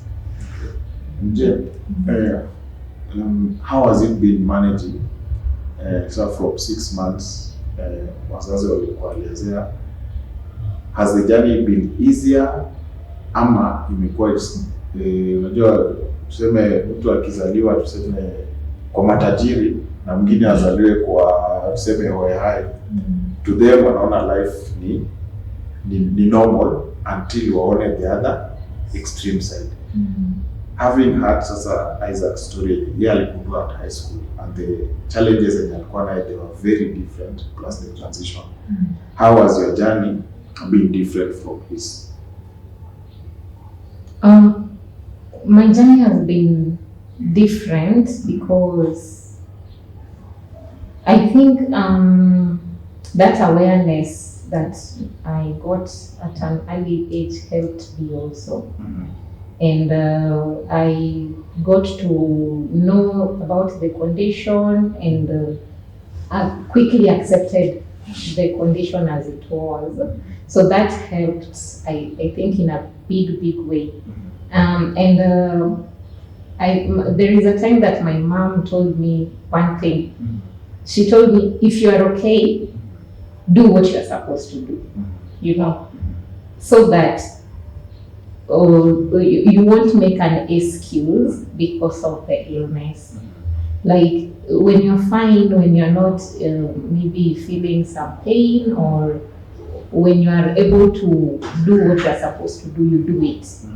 So again, that helps you to navigate life in an easier way than maybe putting yourself in a particular way that will shame and this and other people are able to do this, you know, and I'm not able to do them as other people. So that also encouraged me a lot. But the main thing was is dieting. Like you said, there are different people. Now, matajiri wenye wanaweza pata hiyo or medication whatever and then there are households wenye hata kupata normal meal is a problem. So you can imagine this is a child that needs, other than the normal meal that the family is eating, their diet has to be a little different. You have to incorporate things like liver, greens, spinach, maybe milk and things like fish, or all those iron-rich food. Not all the time you'll get those things. So it becomes very difficult in a family situation where even that basic meal Requirement is not available. So again, there is a lot of grace and empathy in such an environment. So that is why you will find that some people are struggling more than others. Yes. Yeah, so there is that. And one thing yenye tena naweza highlight, I've noticed that you keep using the word empathy. And it's something ya pia Liza amerelate naye. Liza anasema usijihurumie. Empathy and sympathy they are two different things. Yes. Sympathy ni ile unahurumia mtu but hausaidii. Sindio? But empathy, I believe, is that putting yourself in someone else's shoes and acting on things that hata yeye mwenyewe hata uliza. Like unaona huu ni sickle cell warrior. Na wewe unasema tunataka twende Sumona kwa maji baridi huko hivyo. And then asipoenda kuswim huko unaanza kumhurumia. Sisi tunajibamba na wewe. So that is sympathy. But empathy ni ile you know this fun moment yenye nataka kwenda kufanya, it has to accommodate also this person. So when creating an environment ama an event yenye unataka i-accommodate kila mtu, unajeka kwa those shoes. Let me create an event, or maybe let me create a topic or something yenye inaweza accommodate everyone else. So empathy and sympathy. And then one thing yenye nasa nitauliza Salizi, mmekuwa sana kusema that, na pia Isaac akasema one thing yenye he had to adjust, or the family had to adjust mambo na diet. Hiyo upande wa diet, balance diet, ni nini yenye inafaa ichukuliwe sana? Jena ametaja iron filled foods. So which ones yenye inaweza saidia, especially you consider kuna wale matajiri, kuna wale hawajiwezi. So balanced diet na consistent food for a sickle cell. So for balanced diet, mtu afai, for example, tunajua sickle cell damu yetu iko chini, alafu na pia tunahitaji pia chakula inatupatia nguvu, kwa sababu sasa tunaona cells zetu zinakuwa destroyed haraka kwa mwili, inafanya mtu unakuwa na hiyo uchovu. So for simple balanced diet, nizaambia mtu tafuta kama kitu kama spinach. Spinach ni mzuri sana kwa kuongeza hiyo HB. Unaweza tafuta spinach, nderema, saga, hizo tu mboga za kienyeji. Si must tutafute ile complex. Kwa protein, unaweza tafuta mtoto ataka kanyama, maini, alafu hata mayai pia sizo ni protein. Alafu kwa starch, unaweza tumia hata kama ugali, ama mchele, ama spaghetti. But bora tu amekula hiyo balanced diet. Fruits si lazima uende ati ile extreme. Tafuta hata kama ni ndizi ama machungwa, sababu tunajua kama machungwa yako na vitamin C. Tayari analaki hizo nutrients kwa mwili. Sasa hata kipata hizo ako tu sawa. So kama una si lazima yani uende ile extreme. Ile tu bora tu hiyo diet imekuwa balance. Alafu usipike mboga hadi ile inakuwa brown sana, na kama sana siko set tayari hadi saa zingine inapotea. Sasa ukiniletea chakula tuseme mboga, sukuma ama spinach umeovercook inakaa sasa ni green, unajua nashindwa kukula kwa sababu tayari najaribu kupembeleza hii appetite. Jaribu tu kutengeneza chakula ikuwe colorful vizuri, hata wewe unajiambia hata kama mimi si mgonjwa hii nitakula. At least ndio usisema tu mtoto wangu akuli, kumbe wewe ndio unapika chakula. Jaribu ikuwe sawa. And just one on that story, Sicklers, we are struggling with the food. Appetite inapotea. So again, like if you have a warrior and they are struggling with eating, be accommodative of that warrior. You know, in Africa setting, we know that we eat asubuhi, lunchtime, we eat jioni. Please make it eatable. You know, that time that anaweza afford kukula 2 spoons, give them that. Tena ngoja after some minutes or after an hour, give them something. so that at least throughout the day they have eaten something. Then that again helps with their energy levels. Because again, if you don't eat, you won't have that energy.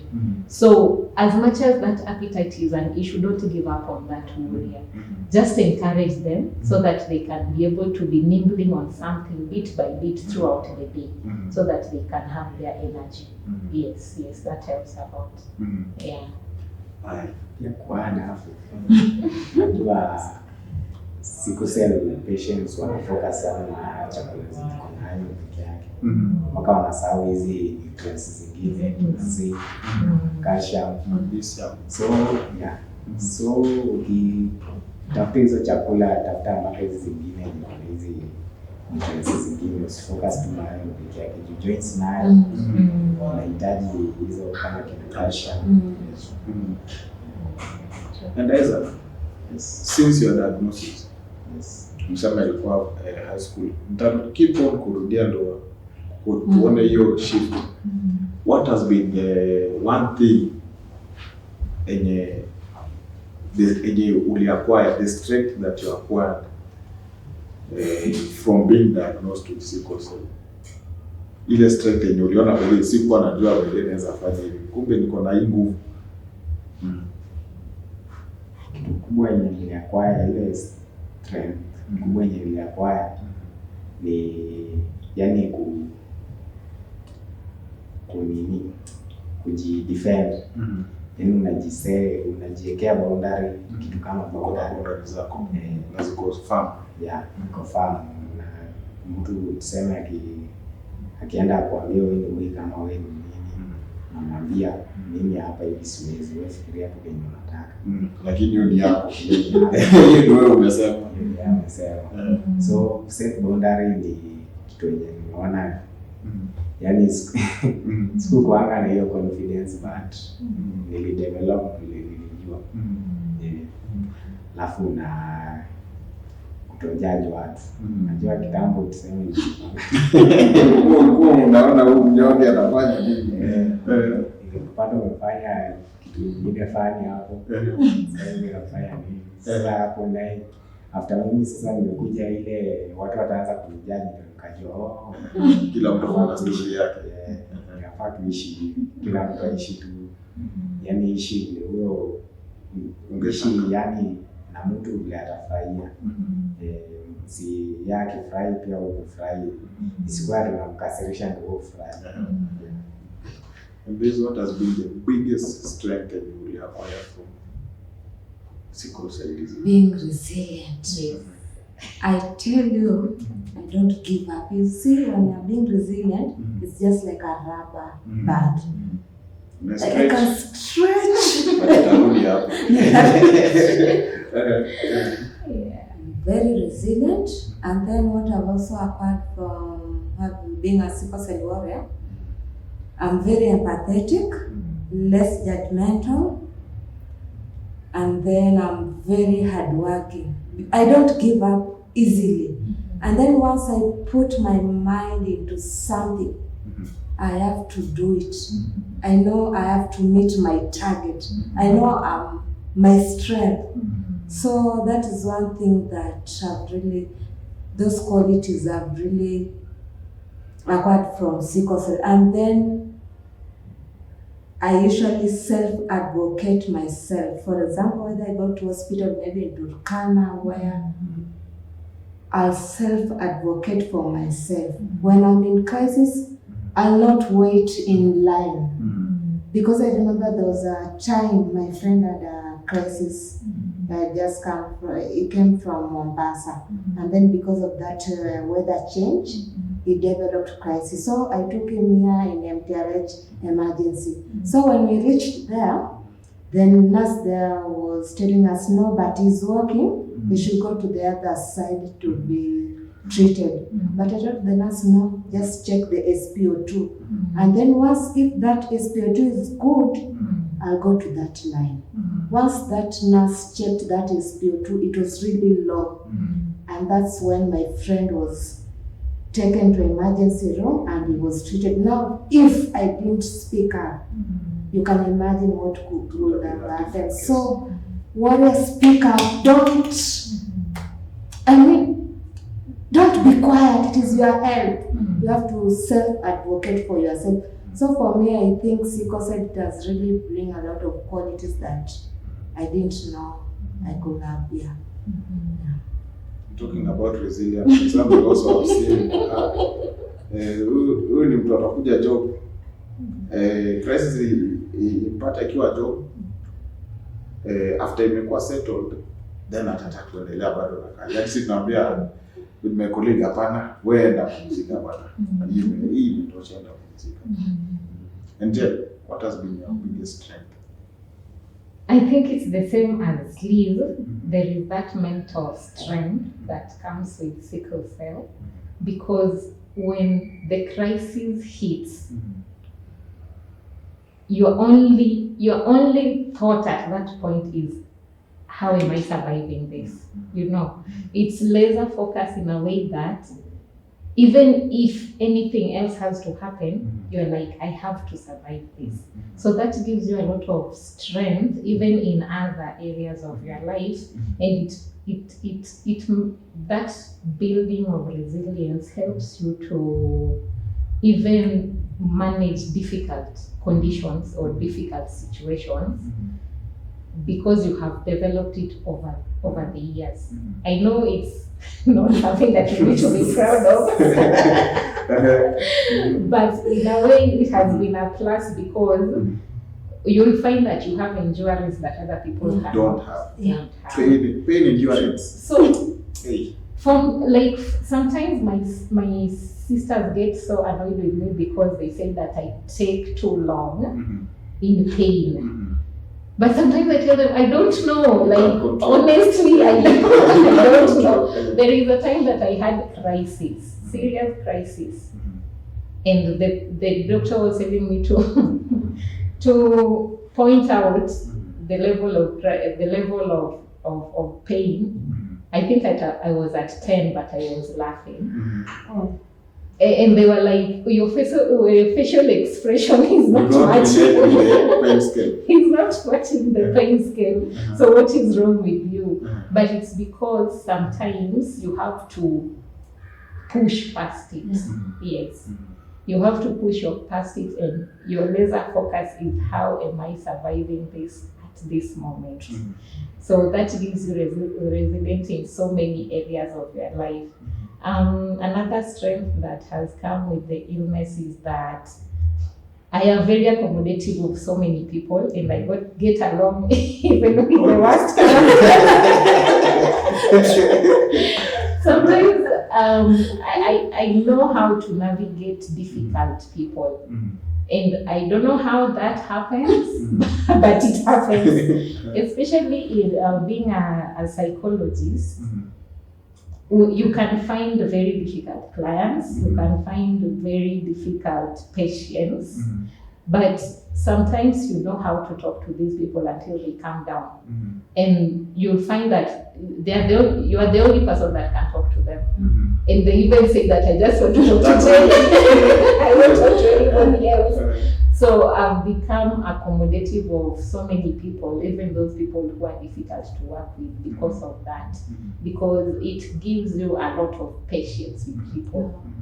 You accommodate so many people and you reach them at their level. Yeah. So you find that you get connection to even those people who other people find impossible to work with. Yeah. It's also a good thing, because also on my side, working with and also serving sickle cell warriors. The first thing yenye mimi imenijenga naye, I believe in terms of pain. There's a patient atakuja na sickle cell warrior, atakuja hospitali ako in a crisis. And the pain yenye unaona that person enduring, uko like, this has been going on for the rest of that person's life. Amekuwa kipitia hiyo naye daily. And when we are trying to locate mambo ya intravenous light, unajua inakuwa ngumu kupata the veins.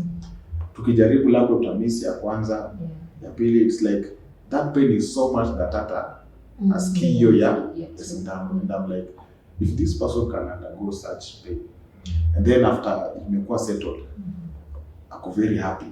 Hapo yani like hata ashasahau uko like asubuhi karibu uende huko ndani unaenda bwana. How did you manage it? Yako like hii si nimepata hata last week nilikuwa naye. So and I'm like how can they overcome such? And then looking forward like uko sure anakuambia every month labda naenda hospitali huwa napatanga karibu kila mwezi. Kuna someone wanasema every week. And I'm like to have such a high tolerance to pain, it means you have to have much at least yani a greater pain threshold, and it's a strength, so it's like a superpower kivyake. Juu mimi kitu kidogo bwana niko like hata naogopa masindano. Yes, me huwa na minister but hizo the pain ya sindano inakuwa bearable to me. And watching sickle cell warriors going through that, like hata zingine hata nikiumia ndani I know there's someone who goes through much worse than me. Napata story. And also another thing I've also come to learn through interacting with sickle cell warriors is that sijapata a sickle cell warrior mwenye ako ananiweka kando ama ananiandamine. Wote they are very accommodating, very accommodating. Because nikipigia Liz hata saa 6 usiku atashika sana anje nini uko mimi niko in a bad mood but the way Liz ataniongelesha is very different. And also in the workplace unapata labda kuna mtu anakuja na pressure towards Liz, but how Liz manages that pressure yo jamaa hadi niko like mimi ningekuwa nimesnap I would have snapped off, but the way Liz manages it. And then there's another, kuna mabeshte zangu wengine how they manage themselves, they are always smiling, they are yani roho safi kabisa. And I'm like kama mimi ninaweza if they can live like that, who am I not to humiliate that, because kuna ile ndio na feel this person is speaking from the heart. They are very empathetic. It's very empathetic. And also one thing also kabla tumalize, sickle cell and malaria. Does sickle cell encourage malaria ama ukiwa na sickle cell cases za malaria ziko chache? Hiyo ni another myth. Umekuwa na hiyo myth, ukikuwa na sickle cell huwezi pata malaria, but hiyo ni uongo. Because you know sickle cell with malaria it's very fatal. In fact imefanya like tumepoteza watu wengi. So kwa wale wenye wako, those people who have the protective effect, they are the carriers. Not for carriers, this person, and I say carrier, half of their blood they have sickle cell and half of their blood they don't have sickle cell. So that means that protective gene is protecting them from not getting malaria. And in case if they get, it will not be fatal as someone who has sickle cell disease who has malaria. So with sickle cell warriors, we usually get malaria, especially those people who are in malaria zone areas. They usually get malaria. And if it is not treated on time, somebody can lose even their life. Yeah. And one thing also before you add on that, I believe the reason the correlation between malaria and sickle cell is because I've had lots of people saying that alipata sickle cell, it was a mutation to try to prevent people living in those regions from getting malaria. But now that we've sidelined it, it's if you are a carrier, Yes. If you are the carrier, then probability of you getting malaria ziko chini compared to the average person. Tuseme ama mwenye ana sickle cell with the sickle. So it's only the carrier that akona hiyo ability, protective gene. But for the sickle ama mwenye ana nini wanashikwa nayo, and it's usually very fatal. Okay. And then so kuna vaccines nimesikia ziko za against malaria, and also I have to talk about vaccines in sickle cell. These are I'll drive it to Jen and also Liz. And then Isaac pia atachangia on the vaccines that are really important to sickle cell warriors. They must have these vaccines. Unajua kuna ile kama ya malaria, it's one of the most important vaccines that a sickle cell warrior has to have. So let's just add on that. Maybe I'll give back to you. So, for sickle cell warriors, they need first pneumococcal vaccine. So with this vaccine, it helps them it prevents them from getting pneumonia and other chest pains or chest infection. So with this vaccine, you get it after every 5 years. So there's also pneumococcal vaccine which is given for a lifetime, that you don't need to get another vaccine. But because with sickle cell, we have low immune system, so you always go to get booster vaccine after every 5 years. And then the second vaccine is meningococcal vaccine. So with this vaccine, it prevents you from getting meningitis infection, because we know that meningitis is really a fatal disease, and even for normal people, if you don't have sickle cell, still it usually kills within a second. So with the meningococcal vaccine, you get a booster after every 2 years. And then we also have flu vaccine or influenza or hexazine. So with this vaccine, you get it after every 1 year, because there are those seasons whereby when weather changes or there's outbreak of flu, so it will prevent you from getting those flu. So this is really important to sickle cell warrior. And for a person who has maybe your child is below 5 years, 0 to 5 years, they can still continue using PenV. Then after 5 years, then they can get this vaccine. Yeah. That is really important, because vaccines is part of our system trying to emulate a defense system. Yeah. And also, still on that note, sasa upande wa health sasa on sickle cell. This will be on, I think, Alaska, Jen, and then Isaac will also chip in. One thing that also is usually associated with sickle cell warriors na ni wounds. Unapata wounds zinakuja kwa joints, and they are usually very painful. How have you combated that? Have you experienced it? And how did you manage to do what? How did you manage to come through that? For my case, I haven't had wounds of the ulcers. What I experienced at class 7 was the vaso-occlusion in the hip area. So that led to me having a limp. So that is there up to now, but I haven't experienced the wounds.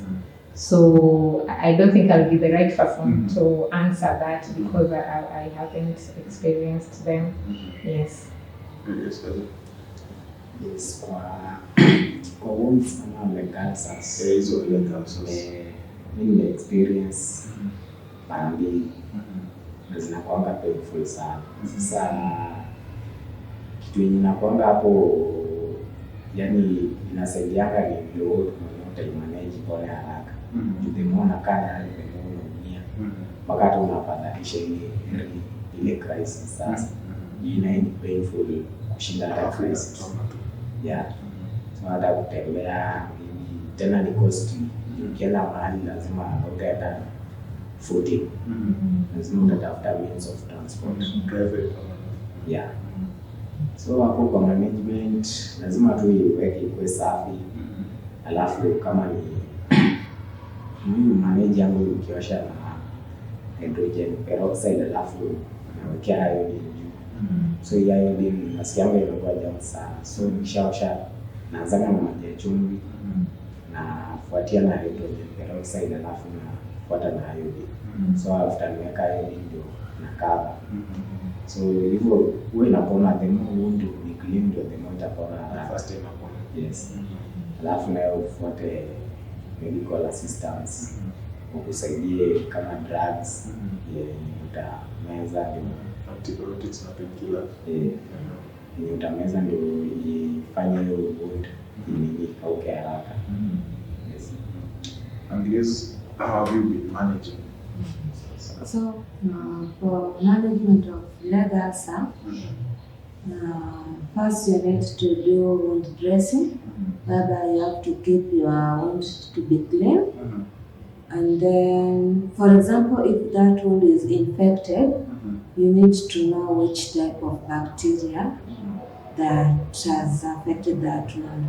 So you need to do a culture swab test to identify the kind of bacteria. By doing that, you know the type of antibiotic to use. And then the third thing, after the wound has healed, you need to have a compression stocking. So this stocking, you'll be wearing them so that the blood flow in your leg, it will be good, so that that wound will not recur again. Because you know leg ulcer happens because of poor flow of blood. So rather than the blood going upward, it goes downward. So that's why it creates that pressure and the wounds occur. And then when you have that wound ulcer, also you need to elevate your leg. For example, when you are at home, just elevate that leg. Even when you are sleeping, elevate that leg. And if you are having pain, also because the leg ulcer is always painful, you need to have your painkillers so that to keep that pain away and minimize your movement, so that the leg ulcer will have time to heal well. Yes. And also, as we are winding up, Jem, how expensive is sickle cell disease? It's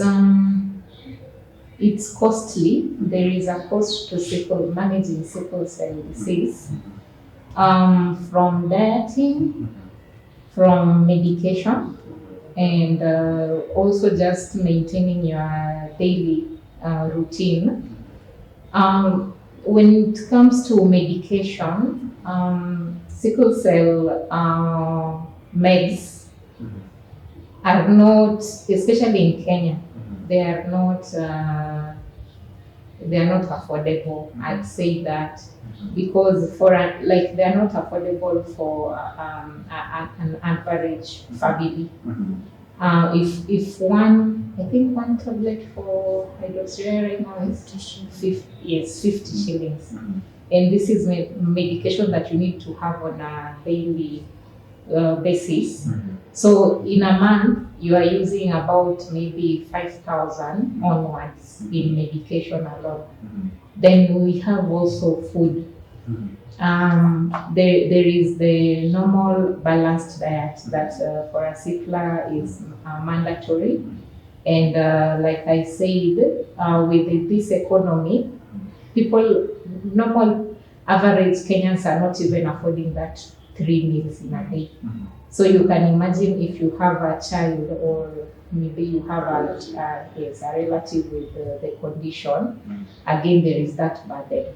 Then for sicklers, your regular life is not like a normal person's. There are things that maybe somebody can do, but for a sickler it will be challenging. For example, walking, we cannot walk long distances. So there is that cost for transportation. And like Liz said, sometimes you have the leg ulcers, or you have somebody like me, I have the pains because of the vasodilation in the hip area. You have to use some mode of transport in your movement. You can walk maybe 30 minutes, 1 hour, but then you'll have to substitute it with something else. It will be either motorbike or cost for matatus or even private means. So that one again, is additional cost in just your daily movement. And things like maybe being warm, keeping, making sure that you are in the right conditions, weather changes, the right attire all the time. So there are those little things that maybe somebody can ignore, but for a Sickler, it's important. For a warrior, it's important.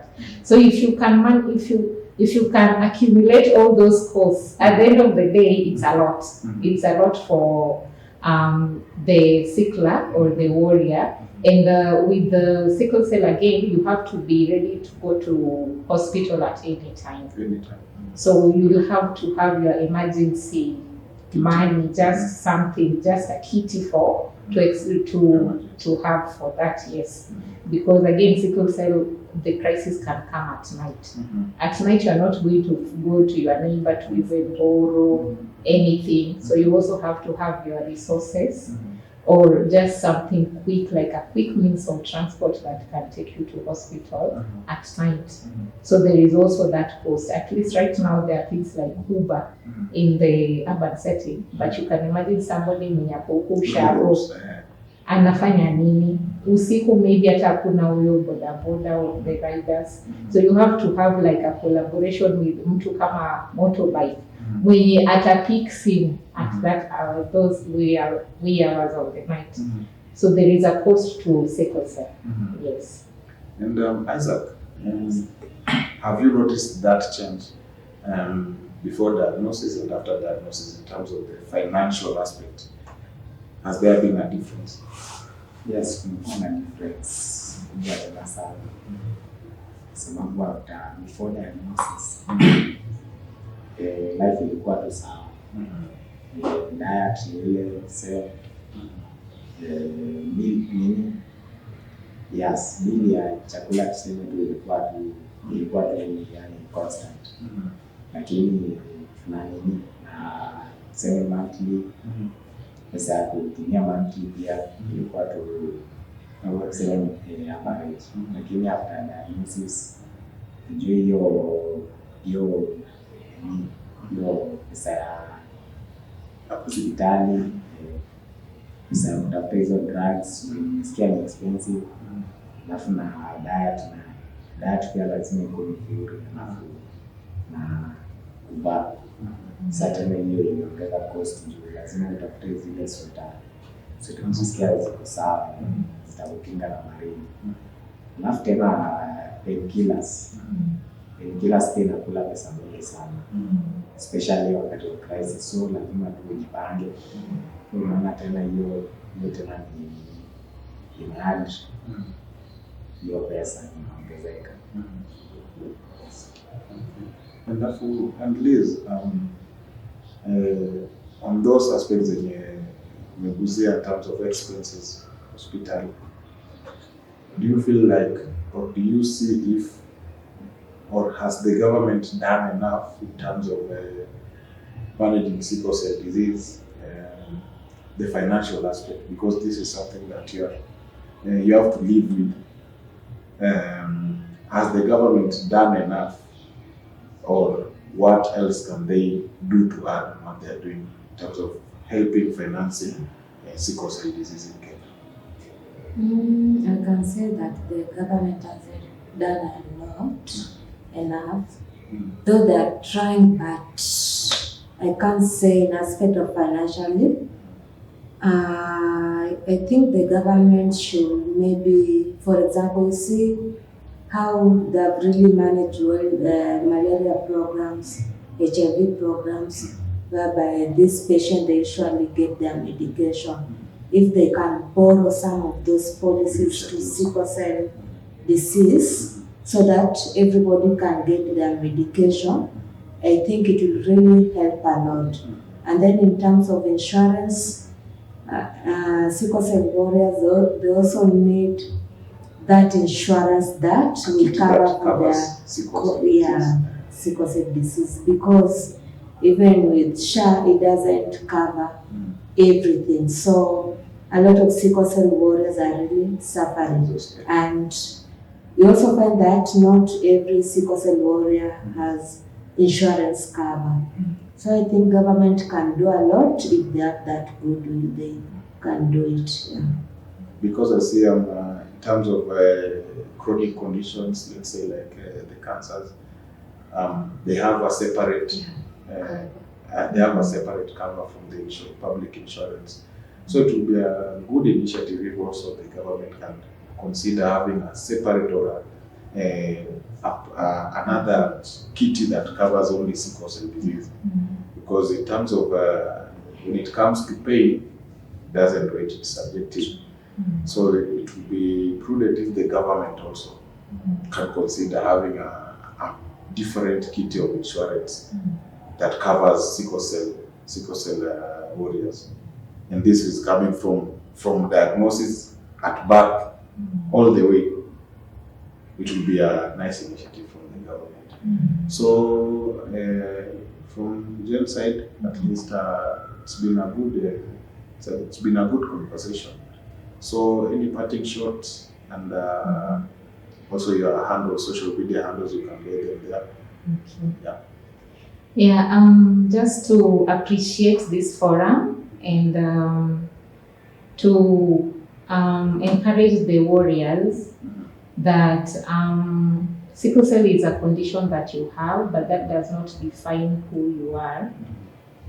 Your life is much more and bigger, and there is a lot of encouragement that you can give to people through your life. Right now I am in research. I am a research assistant, and I also offer private counseling sessions. I'm a therapist, so I offer private therapy sessions. So my handle for that is Teal Springs. Teal, the word, the color teal, Teal. Springs, just like stream of water. So Teal Springs in all social media handles. Yes. Awesome to have you also as a guest. Yes, Isaac. Yes, nasema asante kwa nafasi hapa. Kitu tu ningetaka watu wajue ni siku hizi kuna daktari aliniambia sickle cell unaweza tibu ukienda hizo, kuna matibabu huko abroad. Yes. So wewe unaogopa kupata test, kuja ufanyiwe test kama uta afford hiyo matibabu, ama utibiwe bure. Sikaa hapo unaogopa, the more unakaa hapo ndio the more utazuia. Yes. Okay. Asante. Tutakupataje kwa social media handles? Social media Huko. niko tu WhatsApp, Facebook nayo alihack. Sasa niko tu WhatsApp. Niko sawa na walika. WhatsApp. Let's have a Hapa. Privately. Yes. Yes, please. So what I can just say, I'd just like to encourage caregivers and tell them there's always hope. So I work at the International Cancer Institute, and we usually have new therapies for sickle cell disease, because I know not everyone can tolerate hydroxyurea. And even for those who are looking for new therapies, how they can manage their sickle cell condition, come at International Cancer Institute and I'll tell you about the upcoming sickle cell disease medication that will be used. And there's always hope, so don't feel like there's no hope. Right now there's a lot of research going on. So for sickle cell warriors, don't let sickle cell imprison you. Be the boss, that is your body. Thank you so much for welcoming me here to this forum. And also you can share your social media handles. My social media. The new side. Social media. My handles are Liz Owino. You find me in Facebook, and then in TikTok it's Liz. Yeah, you find me on there. we can talk more about sickle cell. Thank you. So it was an awesome conversation. Hopefully we'll have another session that purely speaks about medication and treatment of sickle cell and also management of the side effects that are associated with sickle cell.